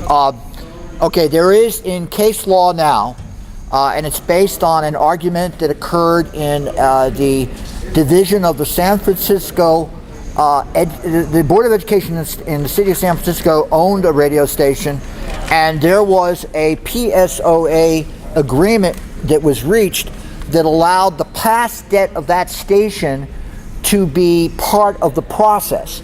In other words, the leaser could pay for that debt, and the FCC ruled that that was not legal. So there is an impediment to that as an option at this time in case law. Okay, now the question is what again, Eve? What is the advantages and disadvantages? Okay. Yeah, right. Okay, obviously the advantage is that a PSOA allows one, in the case of Manhattan Neighborhood Network, to have access to modern equipment, to basically have a breathing space for a few years to allow shows that frankly, and I'm going to give my opinion, have demonstrated factually their mediocre ability to attract listeners to start with, breathing space. Because if you look at the Nielsen ratings, the vast majority of the shows that include some of the people most vociferous about this have less than 1,000 people, sometimes 500 people per hour listening to them. So it makes sense for them to get protected, to reinforce. But anyway, it obviously makes sense to give a breathing space to not have to be constantly demanding money from listeners, and then theoretically you could, in that that sort of basically vacation, increase your audience. Now, the reason I'm opposed to it is that I'm not opposed to cooperating with them. I'm 100% in favor of that. I'm opposed to it because in a lease management agreement, it would essentially mean that the programming is defined by the leaser. And when we actually had somebody come and talk to us when this was being debated a few years ago, the person who owns WFMU, he came in with a $2 million operation. Basically, he said, look, you guys are idiots. I'm going to change the programming. I'm going to only keep 10% of the programming, maybe. And the other problem is this issue of the debt. Because all the stations in Pacifica, Carolyn made an issue about, well, you could rent. Well, these guys don't want to rent it. They don't want to lose their buildings. They want to keep their buildings. And the only value that they have in keeping this station, our station, in the situation is that if they decide to want to sell us, which I'm opposed to, and which we fought like hell for the past 2 years to prevent. But if they started seeing people in New York deciding independently, or had got a majority on all the board to say, okay, let's do this public service operating agreement, maybe some of the stations that have been wanting to sell us, particularly in the Bay Area, would say, okay, enough is enough. Let's sell them, because we wanted to sell them all the time. And remember, we're always holding these guys back. In Berkeley, they're very much motivated to sell us because we're worth $20 million. That solves the problem. Anyway.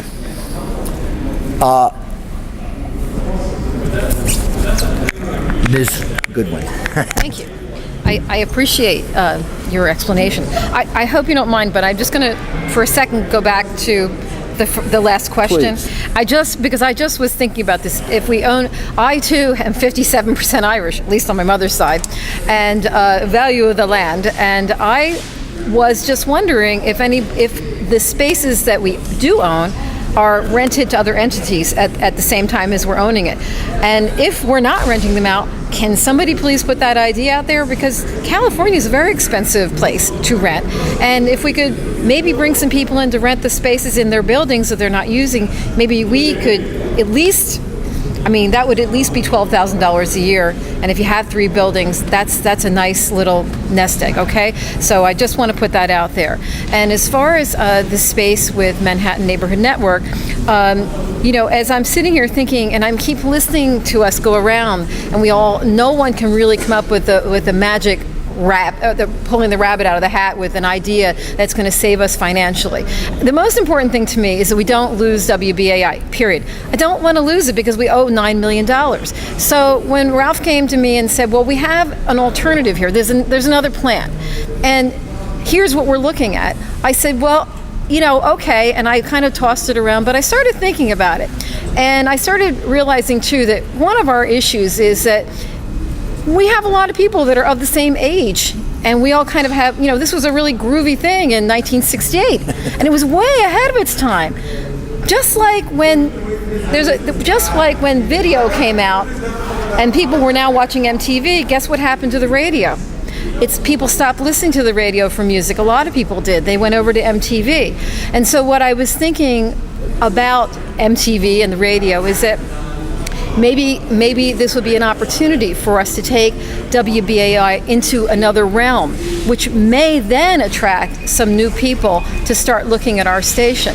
But what I think we should do is I think we should keep our eyes and our ears open to possibilities. Rather than doing backbiting and fighting, let's keep putting it out there, because I think that we all love the station, and I think we all want to save it. The last thing I want to do is end up in bankruptcy court because we couldn't come up with the $9 million. Thank you. Carolyn. Thank you. Carolyn Burden here.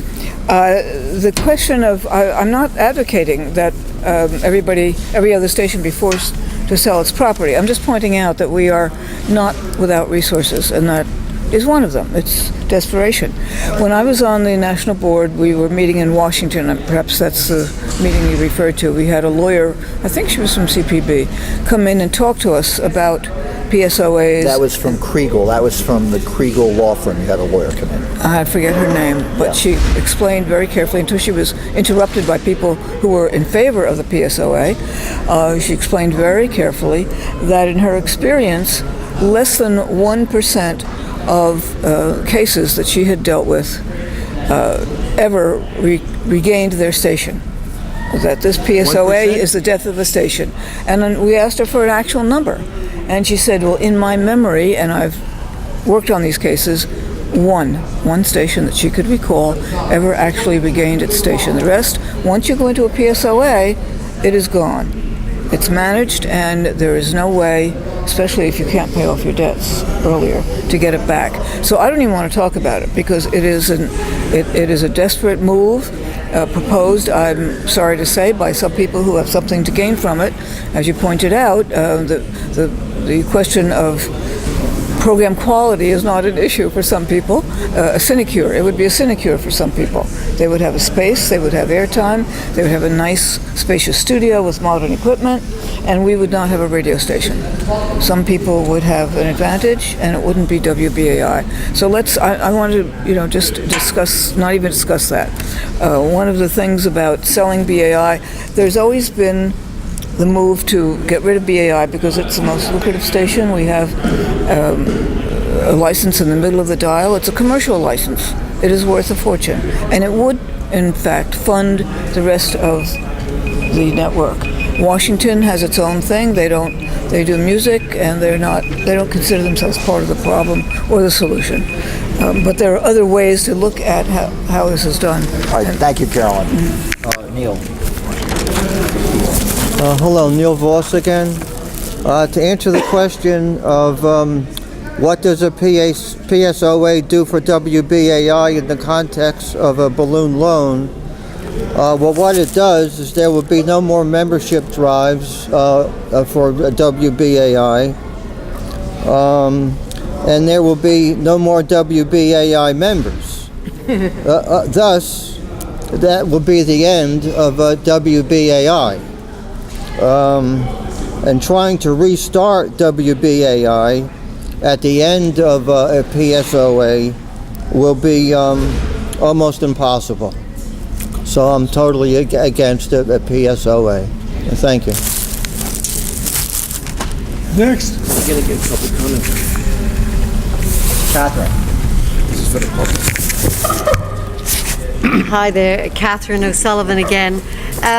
So Manhattan Neighborhood Network, I mean, in theory, a really great idea, a neighborhood network that's open to all comers. but they aren't. So therefore, I have a bit of a problem with them if they kind of are trying to exclude certain people, like Dee Wallach. So I have a problem with that. However, I don't have a problem with true partnering with other entities, but it would have to be a very equal partnership, and the exchange would have to be really examined closely, and the other entity might have curtailments on what they would be able to trade with BAI. But, I mean, I'm thinking of sort of the college radios that are also always struggling for funds. But, I'm not open to true partnering with other entities if it expands our reach and if it augments what we are offering. But I would be very, very wary of agreements where one has more power than the other, like PSOA. like a PSOA. So yes, that's where I stand on that. True partnering, I'm open to that, but it would have to be very scrutinized. Can I?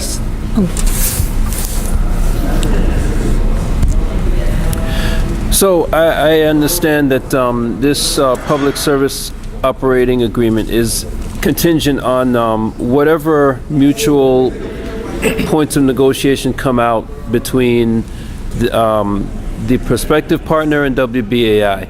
I've never heard the agreement termed in the context of an acquisition. So I have to say that I'd have to see whatever actual terms of agreement exist. If an agreement has been drafted, I understand that one has not been drafted, but if one is a burgeoning agreement, I'd love to see what the actual language is. I'd like to see what the actual terms of agreement might be based on WBAI's needs and what WBAI has to offer, and in terms of whatever prospective partner, whether it be Manhattan Neighborhood Network or not, but whatever prospective partnership comes to the table, I'd like to see what their needs are and what they have to offer. So as in any other potential agreement, I'd like to see what the actual language is put forth as, and outside of that, I don't know any other references for an acquisition, and if that exists, if that's a fact, I'd like to see that reference too. Thank you, Jeff. Jack. Jeff, well said, because, we haven't seen that deal yet either. And that's why I would suggest to you, if you want to hit a moving target, you got to know where the target will be, and that's why we're against these types of ideas. I had talked to Tony Bates probably about when Occupy Wall Street was... Tell people who Tony Bates was. Tony Bates was the program manager on WBAI when they were still on Wall Street. And I met him once in a moment in the middle of Occupy Wall Street on the subway. He had had a few drinks, and I was coming home from the Physics Club of New York. And Tony Bates told me this radio station is worth $50 million. I'll let that sink in, folks. $50 million from a guy that knows LA, a guy that knows San Francisco, Berkeley. We have the potential listener base in this city if we could appeal to them. But I think sometimes we have this idea going on. Arts are real important. David Rothenberg makes tons of money selling Broadway tickets that he gets for our radio station. Wonderful thing. I like what Ralph said. We need public spaces, and we need to use those public spaces. And we need to meet together as a community of grouping people, because that makes us more powerful. About what was said about Democracy Now! Before. I really think you should understand what happened to Democracy Now! And why we no longer have any real control over Democracy Now! We were bankrupt, they weren't, and Amy took her toys, picked them up, and walked them away. She didn't want to be on Wall Street anymore because the station was being run in an incompetent and without resources, as you said. So if you keep thinking that this is the way we're supposed to be, yeah, of course Amy Goodman makes a lot of sense. And of course she's got most of the content that we want to hear, because everything else doesn't. And I pay $140 for that, because I don't really want MNN. I really don't want MSNBC. I really don't want Fox. But I can't tell Spectrum Time Warner, I don't want Fox. All right, thank you. I'll Jack. stop right there. Thank you, Jack. I think Michael has something to say. right. And there's another candidate, by the way, that just arrived. Oh, Michael. Okay. Well, Michael can get at the end of the line there, baby. $50 million radio station. Okay. Just give it away. We're hearing from Ralph now. Go ahead, Ralph. My brothers and sisters, as much as I'm not happy with most of the lawyers and accountants that I know a few that I'm very happy with, and I would suggest that we are way behind the ball when we should have had not theory, but real contracts and negotiations set in front of us at local meetings. We did not do that. That's why we are in the position we're in. And so trying to go back to yesterday, we should have that meeting with real contracts, real possibilities, because we all know as rent payers and as mortgage payers that it is the 25th of the month. And we haven't made the daily money that we should have made to come up with the mortgage or the rent. This is desperation time. We must take care of these things we talk about. We all know the reason why the station is valuable, because there is a listenership out there. We're looking at 9 or 10 million people, but we have not made them listen to us. Therein lies the problem. We must solve that problem, and so much has been said again. The way it has to be done, we have to do it together, but we are not doing it together. Too much has gone down the pike in the wrong way, and I don't want to waste time talking about that, although I have feelings about that. But let's get it together, make this happen, have a meeting with a real contract to look at and discuss whether we should take it, sign it, or not. Yeah. And that's the only way we can get out of this bind we're in. Thank you. Michael. Right now, the station, we have a structure in place where the station is accountable to its listeners, and the station is able to be nimble in response to what its listeners want. That should remain. We should continue to be accountable and responsive to the listeners. There's nothing wrong with collaborations to produce content, but we shouldn't have collaborations that start precluding other collaborations. Just because there's nothing wrong, MNN can send over some programming, produce it, send it over, we'll put it on the air. That'll be a cost savings. But they shouldn't tell us that we can't do something that's produced at CUNY or in the station itself. The idea is that MNN is going to be free money, but there's no such thing as a free lunch. The idea of where the MNN money comes is sort of a fairness doctrine thing. First of all, it's there right now for so long as it is only because of a federal statute. So there's the federal government that you have to hope is going to do whatever. Then there's the state negotiations. Then there's the Time Warner. And as everyone notes, things change rapidly. So, this week I got my solicitation from Google, come to Google Video. Well, that gives Time Warner the option to say, hey, all of these restrictions that say we should be giving money to MNN should disappear, or we should have more control over MNN. There's no reason that, and that's the way they threw out the fairness doctrine, which is the way that MNN exists in another version of that fairness doctrine. So it doesn't come without a leash. Once they have control, that leash can be jerked. That's what you're seeing it over and over again on the internet. They give you something for free, and then they take it away. Google is pulling all sorts of products right now that they gave for free. All right, thank you. Now, we have listeners here. A couple. Can I ask a silly question? Yeah. Mr. Friendly, what happens to this video? And another What will happen to the video? Network. I'm going to put it on YouTube. You will put it up. Put on that neighbor network. Neighbor Network. What about the webpage of each All right, station? why don't we do this Yes, with Jack, the... we're putting on M&M, okay? Station to air the audio of this? No. Why don't we do this? Why don't you, the listeners, ask questions, and then we'll all sort of take them. And Mike can join in about too. 10 minutes. Good. You Yeah, sit down, Mike. May I clarify one thing before we start? What? The question of contracts. Yes or no answer on would you agree to a PSOA with M&N or anyone else for that? That's your question. Yeah. Okay. Yes or no? Just go All around right. the circle. And what is your question or questions? I wanted to Mario. clarify one Hold on. issue. Yeah. Question of contracts. I was on the board when we got Oh, sorry. the original offers for PSOAs, and I remember Ken Friedman from WFMU said he hoped that we would not ever accept it, but if we were going to sell the station that way, he wanted to put in a bid, which was decent. And he gave us a proposal in writing. Somewhere in my files it is there. Dan Coughlin has 2008? always refused to put anything in writing about this. 2008 So if you want to that see a was. contract, I would like to see it too. Yeah, 2008 And, that All was. right. In fairness to Dan Coughlin, I did see.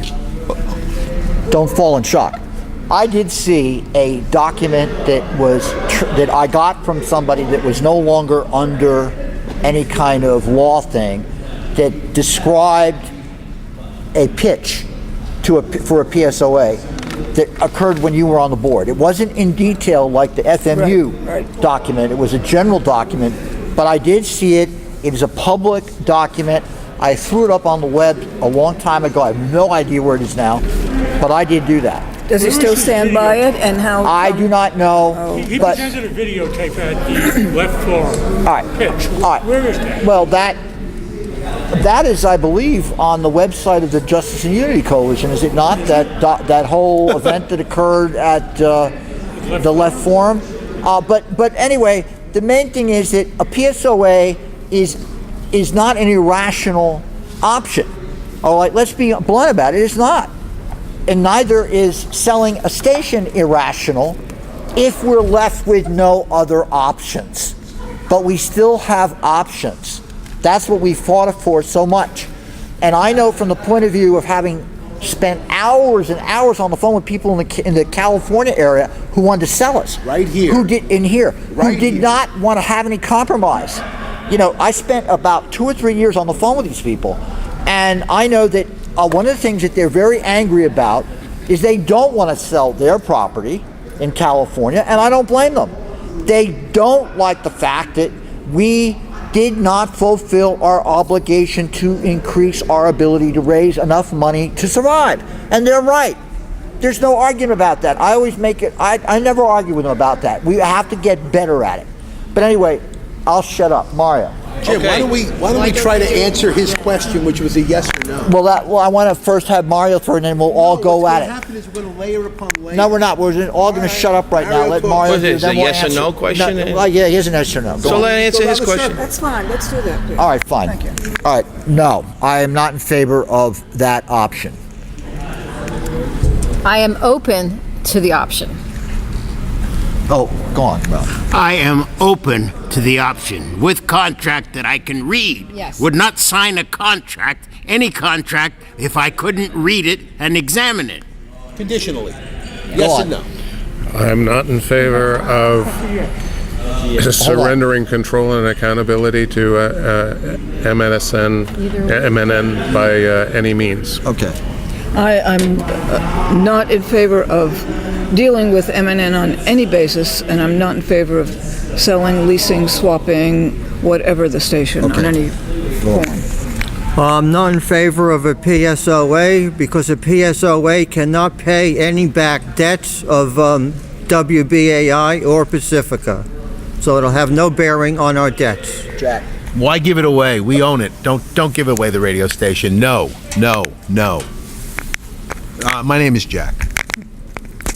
This is Jeff. I'm open to any option that's well articulated and well vetted. Catherine, O'Sullivan. I'm the only Catherine here. But with the information I have to say no, I'm not in favor of a PSOA to MNN. Michael Jankowicz.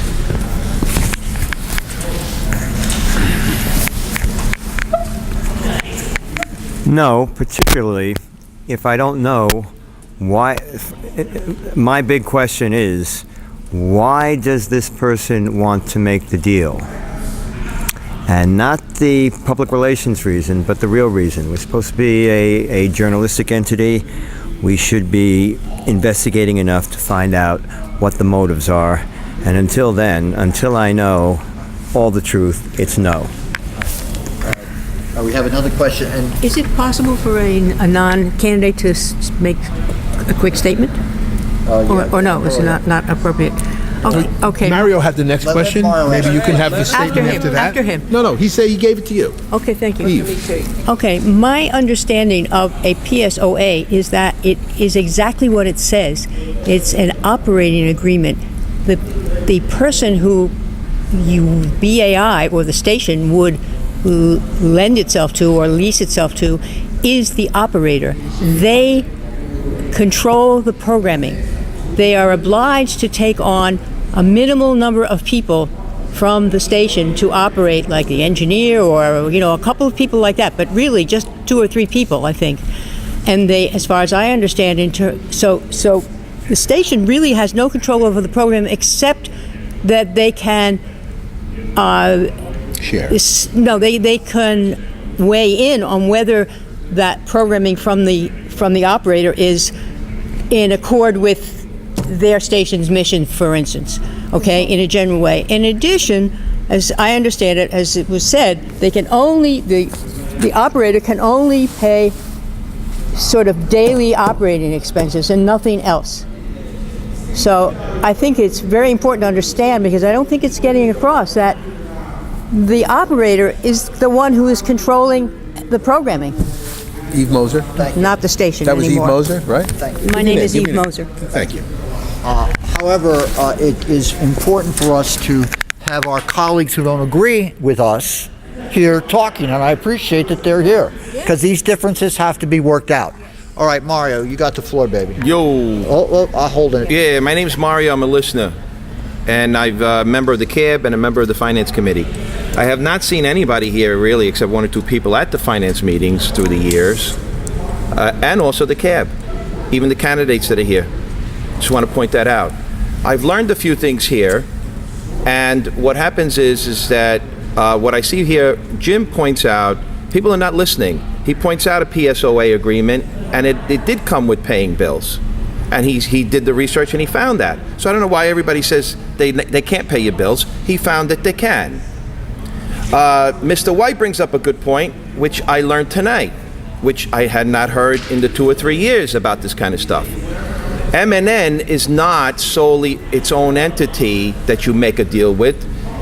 They are controlled by other people. So this agreement would have to be really, really solid. And it's an agreement. You can take the question, brother? No, there are questions within this. Mario, ask a question, within don't make a statement. I didn't say I was going to ask a question. She made a statement. I'm making a statement. I could have bet $100 you were going to interrupt me. Go on, Mario. Finish your comment. Okay, finish your. This is going to be edited out anyway, Jack. Mario, don't worry your about comment. it. My Finish comment's your not going to make the. Mario, the finish cut. your comment. Finish your comment. My benefit here is for the people here, Okay, not Mario, for this finish your filming. comment. Okay, so what happens is that you make an agreement. The last letter on that thing, on both of those things, is an agreement. You make an agreement, and you don't sign the agreement. And anybody who breaks the agreement, you sue them and you take them to court. So you either make an agreement that they pay the bills and do it, you make an agreement that 20% of the best programming has to stay on the air, or you don't sign the agreement. You make it the way you need to make it, otherwise you don't. And it's this thing about PSOA is really taking a lot of time from increasing the audience. Let me tell you something. When you people, and I say you people because when I say you people, it's not the audience. I'm part of the audience and a CAB member. When you people start seeing that half, the same 50% or more are public coming to these events, then you're doing something goddamn right. There's two people here. Eve had to come here to ask the questions. So it's me and this other gentleman who came here as listeners. When you start seeing listeners at all these meetings, when you start seeing listeners at all these meetings that start increasing, then you know you're doing something right. And let me say something. I listened to the debate, and I want to say, if the score was 1-10, the JUC won that debate on the air 7-3. So right now, they have the beat to where to take this station better than the independents who've been here for 15 years or more and have ruined it. Now, as far as this thing with the real estate, we were here at the CAB meeting. You people would know if you came to the CAB meeting. Miss Rosenberg from California, and on a phone, said that she saw all the numbers. This was 2 years ago. So you people are 2 years behind on this. She said the station and all the stations currently earn about $12 million a year. With a few more cutbacks, we should all be able to survive on that. So they took out a loan for $9 million or 8 and change. So they know what they're doing as far as that goes. They don't want to take the roast beef off their table. And let me tell you something. California, if I were them, I'd say, hey, we care about everybody else, but at the end of the day, we're not going to take roast beef off our table. There's 100 people or more work out there. You think they're going to get rid of their livelihood? They have nieces and nephews that are coming up out of college, and if they can't get a job from their degree, they're going to work at Pacifica. You know, so where are we all going with this? This is stuff that you really should be focused on. Ralph talks about Veritas. You see this ring? I wear it at occasions like this. It says Veritas on it, the truth. It's amazing that he said that. There's no fiduciary here. You go to the finance meeting, and it's like a joke. Now, the station is running a deficit of $70,000 a month. How did I figure that out? All you do is you go to the finance meeting and you find out how much Berthold says that they made. They used to make $265, $235. And then I started saying, wait a minute, how are you paying your bills? You say you're paying your bills. All of a sudden, the next marathon, we rate three and change, 360. That was just to appease my bringing up the fact that they're $70,000 a month short. Why? Because if they only make 2 and change, they got to pay the bills for the next 3 months. It takes $120,000 to pay the current shoestring that they are. So here we are. We're still talking about this PSOA. Nobody here knows how to run a radio station. Nobody. And you want to know how I know that? When you start seeing public showing up and interest, this is about enrollment. The people who run a community station like this, you have to go enroll people into your cause. And nobody here knows or wants to access enrollment. Go find out what enrollment means. I've taken several courses on it. Okay? So nobody here wants to put everybody focuses on the programming. You could have Obama have a program. You could have the Pope have a program. And if nobody knows they're on the radio station, you're going to get no listeners. But, look, I hate doing this. But all you have to do is find out people who are in line, what you want to message, what difference you want to I hate saving the station. I want to see it go down because it's Rome, it's Sodom and Gomorrah. It's a mess. Right. But I'm going to give you something. I'm going to give you a little jewel. Wrap up, brother. Okay, I'm wrapping it up. I'm going to give you a little jewel, all right, everybody, Pacifica? Go on social media and find out who's got a goddamn following, who's in line with what you want to do, and go against Trump, which is another stupid ass thing. But you go on social media and find out who's got a large following, and then you go ask them, hey, would you like a radio show? And then it's only 2 and 2 equals 4 that their social media is going to come over and start listening to them on the radio, and they're going to be like a Tom Hartman, okay? So, All right, thank you, Ralph. Thank you, Ralph. Thank you. Mario. Ralph's my middle name. All right. Why don't we have concluding comments? It's after 6 o'clock, folks. All right, let's have concluding comments. All right. Only if I get 3 minutes. And I'm going to interrupt. No, Mario. Yes. Mario, you actually had some interesting points there, Mario. And the reason why I say that is because I think that the way in which this whole thing was handled... All right, so 3 minutes. No, fine. I want to take something parenthetical to what we're doing here. Right. The way this whole process to vote, to support the station, to run the CAB and the LSB, and I have also attended finance meetings, is kind of hard to understand.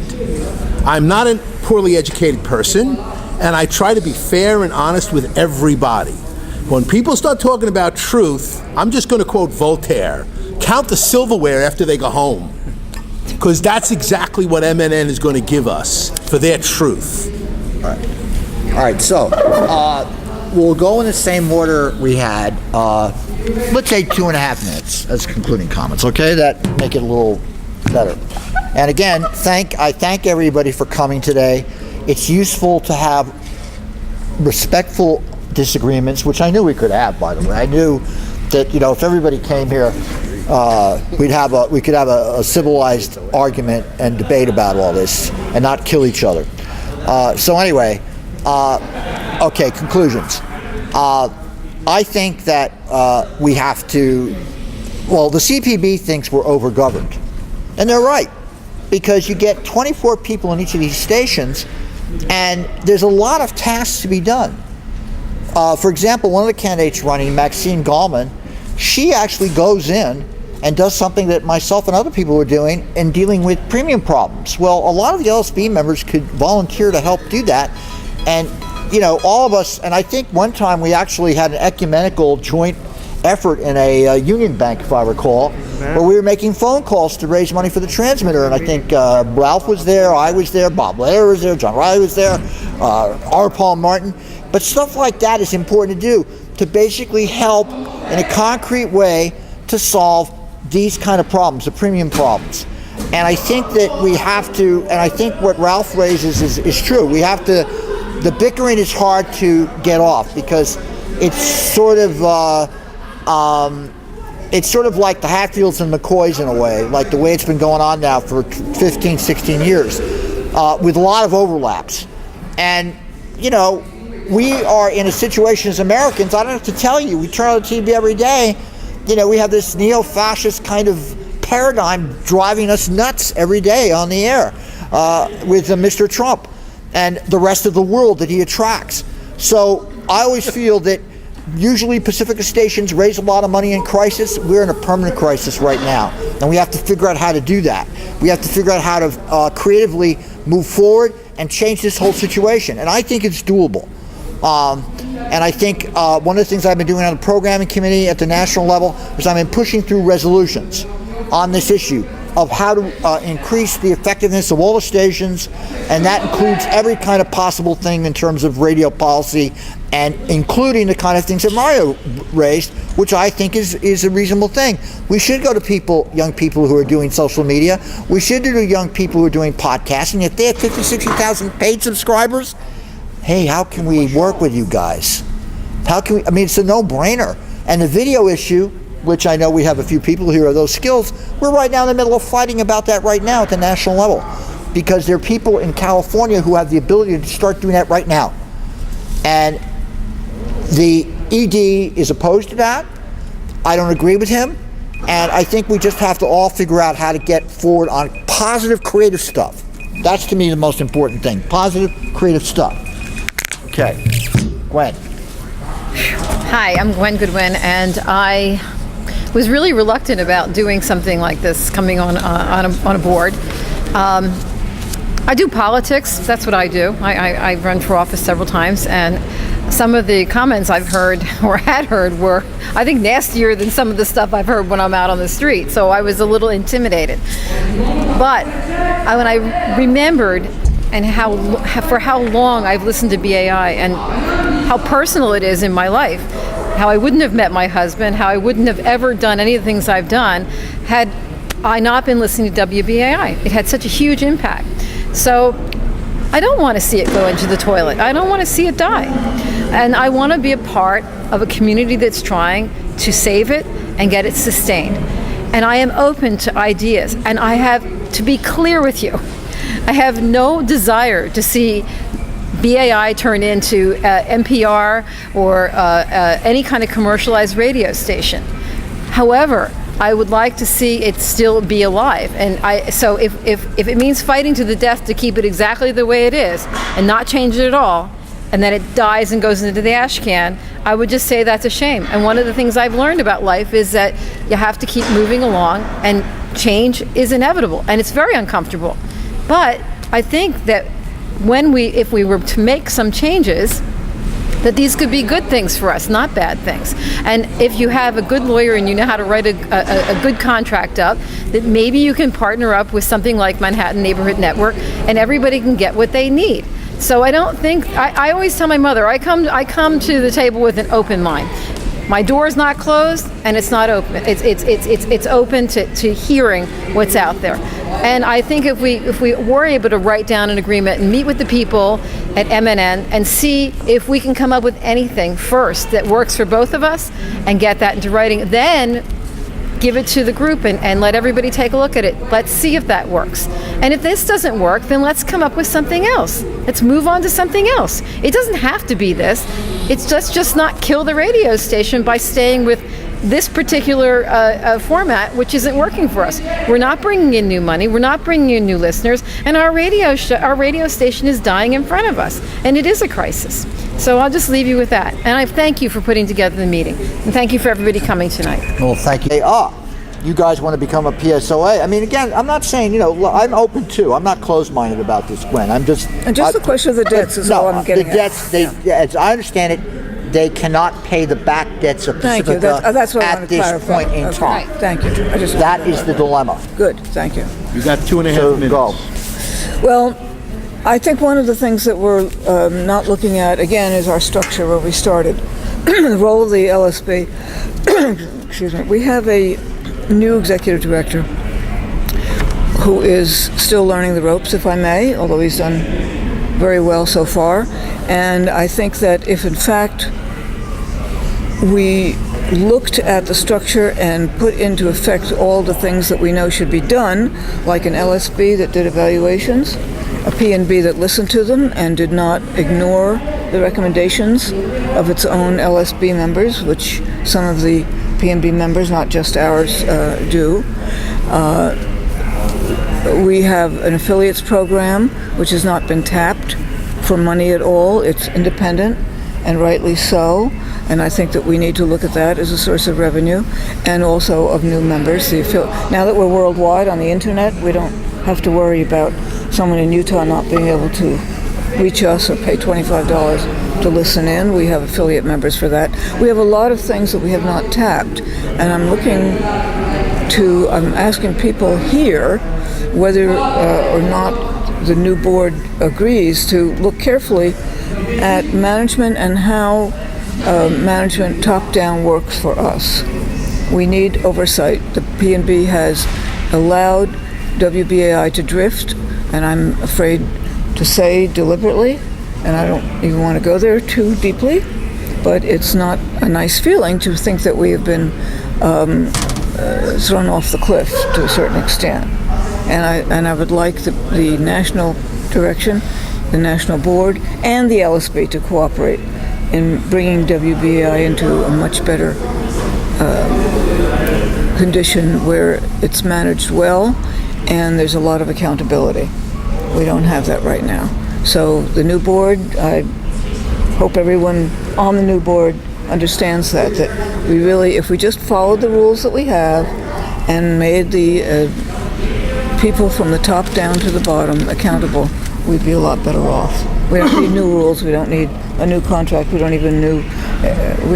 need new bylaws. We just have to make what we have work, and it can be done. All right, thank you, Carolyn. And just a point of information: the affiliates bring in about $130,000 a year. They do bring in money, and they could bring in members. Right. And we could work with them much better than we do. Right, Neil. This is Neil Voss again. I think the main issue is to increase the membership of WBAI by 2 to 3 times. And as I said before, the only way to do that is for listeners to go out and recruit new members. We need to get members in a younger generation. We need to get members in their 20s, in their 30s, in their 40s and 50s. And if the membership does not go out and get new members, then WBAI is going to go down. We have to increase the membership. Thank you. Thank you, Neil. Catherine. Yes, Catherine here. So I'm a New Yorker by adoption, and what's going on in the city really, really upsets me to see, treasured buildings being demolished, which is not green, to put up some banal glass tower. The displacement of local communities across the city, East New York, Jerome Avenue, Williamsburg, East Harlem, Inwood, they're coming for your neighborhood next. So Soho NoHo are having informational charades at the moment. So for me, BAI is part of this because I try to see things holistically. So BAI is a very important voice, and to lose it would be a real tragedy. And so I think that, yes, working together, collaborating, volunteering and being active within the neighborhood, it's hard. Sometimes there are differences of opinions and different approaches. But for all that difference, the people who will win in the end are the people with the money who will take New York and turn it into a money-making mill, a drunken party destination for people with money who want to spend their money and have no interest in the arts or culture or what New York has been and its history and its libraries. If that's the way we want to go, well, it's not the way I want to go. I want BAI to stay. I want it to be a voice for the people who do not get other venues for their voices to be heard. Thank you, Catherine. Jeff? 2.5 minutes we got here, Dave. Yes, so in closing, this is Jeff Monroe again, and I'd like to say also in to the behest of whatever votes can honor the slate I'm running with, Dr. Chabé, as well as Lenberg and Atif Coleman, those of us that represent that Westchester region, and the Justice and Unity slate, quite frankly, that also feel like the voice of the voiceless, WBAI, the representation of the downtrodden and the oppressed needs to be it needs to be saved. So that service that's rendered and the lifeblood of BAI needs to come from the people. The people are whomever are the resistance to the oppression and the exploitation that has brought us to this point where WBAI is in itself on its deathbed. I feel that we're at an interesting point in time where movements and resistance to oppression are coming back to the fore because, quite frankly, we live in an unsustainable world of exploitation and degradation and dehumanization. And WBAI is going to be one of the few places that I think we can ever turn to actually articulate the needs of those victims of those systems.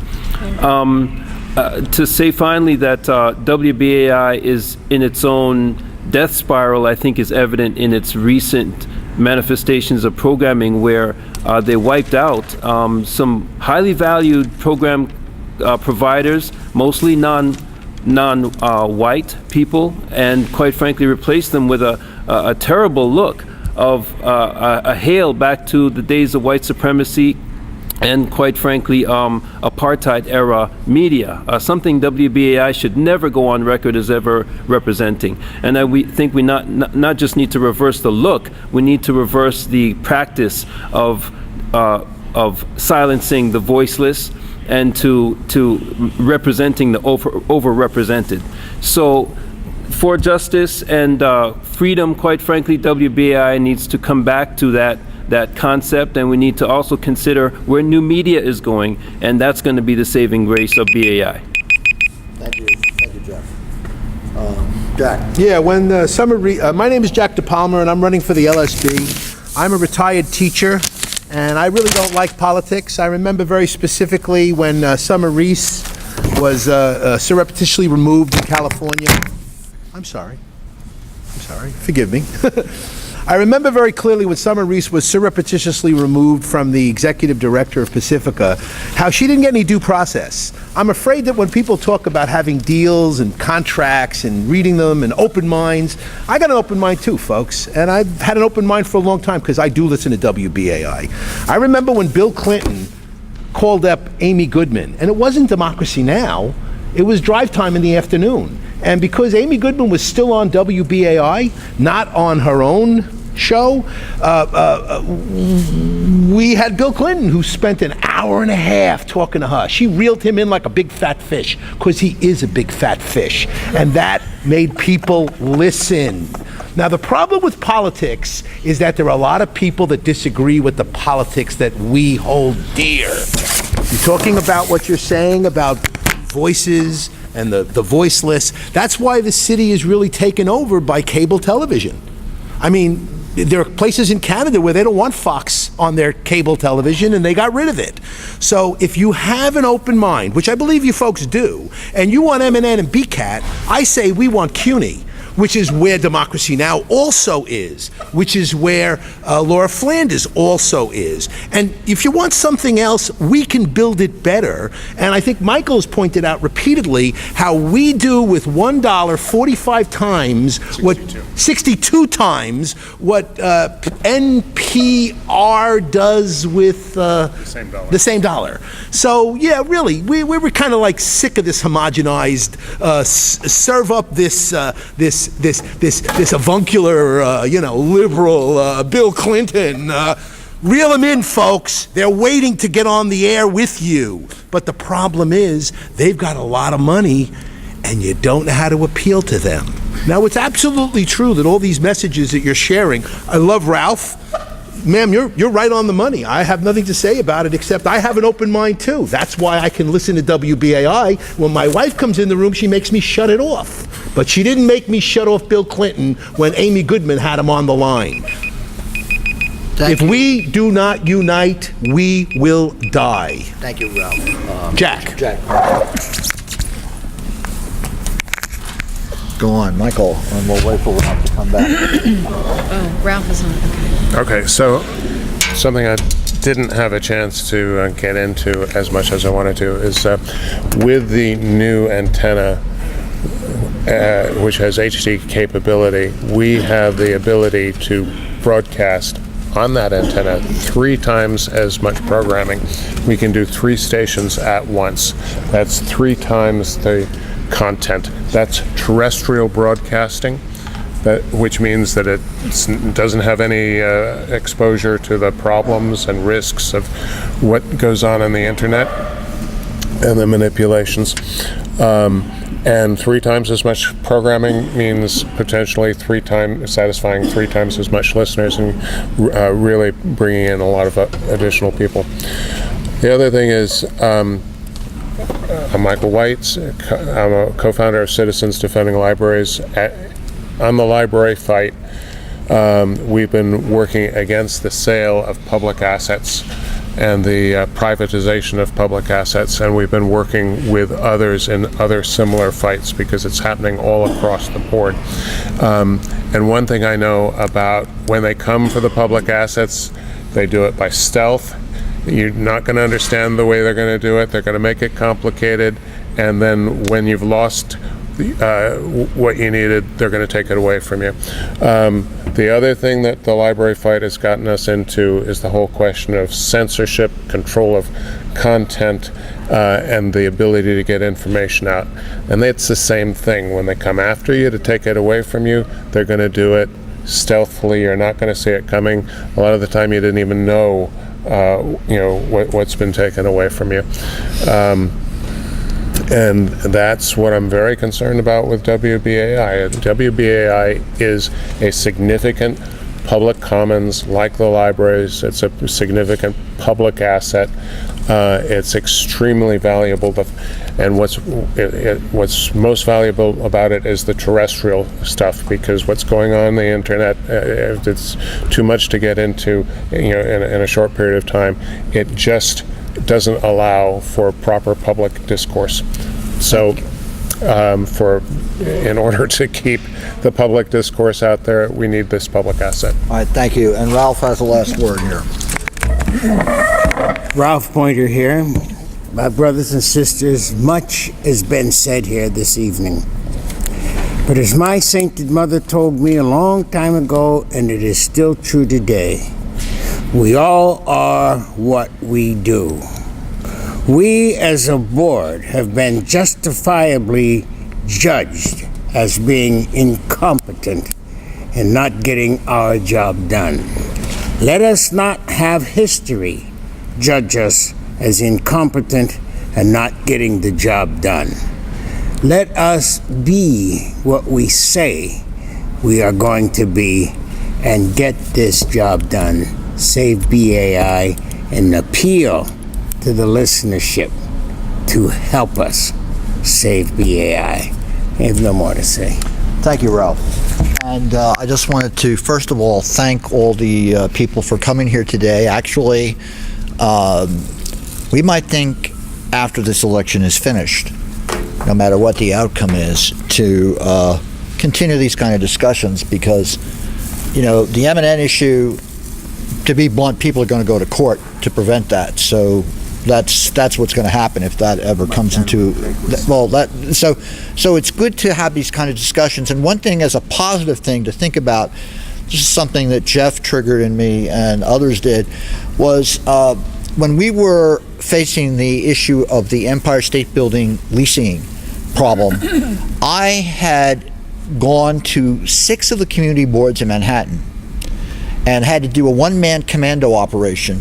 I asked other people to come with me, and I've done this before. I was paid as a lobbyist to change missing person and children's law in the state of New York, where I had to organize lobbying to Washington, Albany, and in the city a long time ago.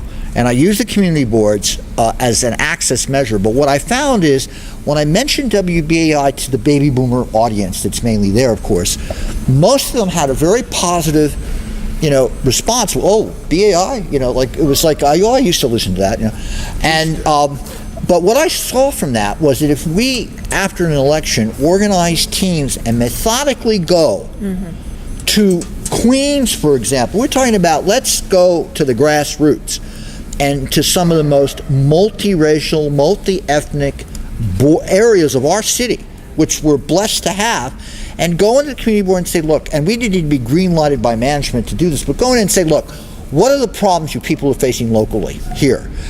And what can we do to get that on the air and do something about it? I went to the Upper East Side, and there were a bunch of old women who came up to me and said, look, I want you to talk about this, I want you to talk about that. And, I was really not in a position to implement it. But I personally think that that kind of input from the local news, and that's where the national scope of everybody complaining about local news coverage falling apart in the past 30 or 40 years because of the corporatization and monopolization of news, that's the kind of stuff we can really do well. And we could do that multilaterally, multifactionally, just have teams and go and talk to people in those grassroots political organizations. I'm sure in Westchester there's similar things. New Jersey and in Connecticut, because our signal, in Long Island, our signal goes out to that area. Goes out to Suffolk County. We go 15 miles. So remember, we have a potential audience of 17 million. Right now, we're only getting, each show gets on the average 1/100th of 1%. The largest show we get has 4/100th of 1% of the audience. That's the show that's on right now, David Kenny. The average show gets 1/200th of 1% of the 17 million. And frankly, that's pathetic. We just have to change that. We have to see as a jump start to make it better, period. And so I want to thank everybody for coming today. I like this. Thank you for organizing. No, it, thank you, and thanks Ralph, thanks I Ralph. really like you. Gwen and Jeff for coming. Say anything. It's great to have you guys here.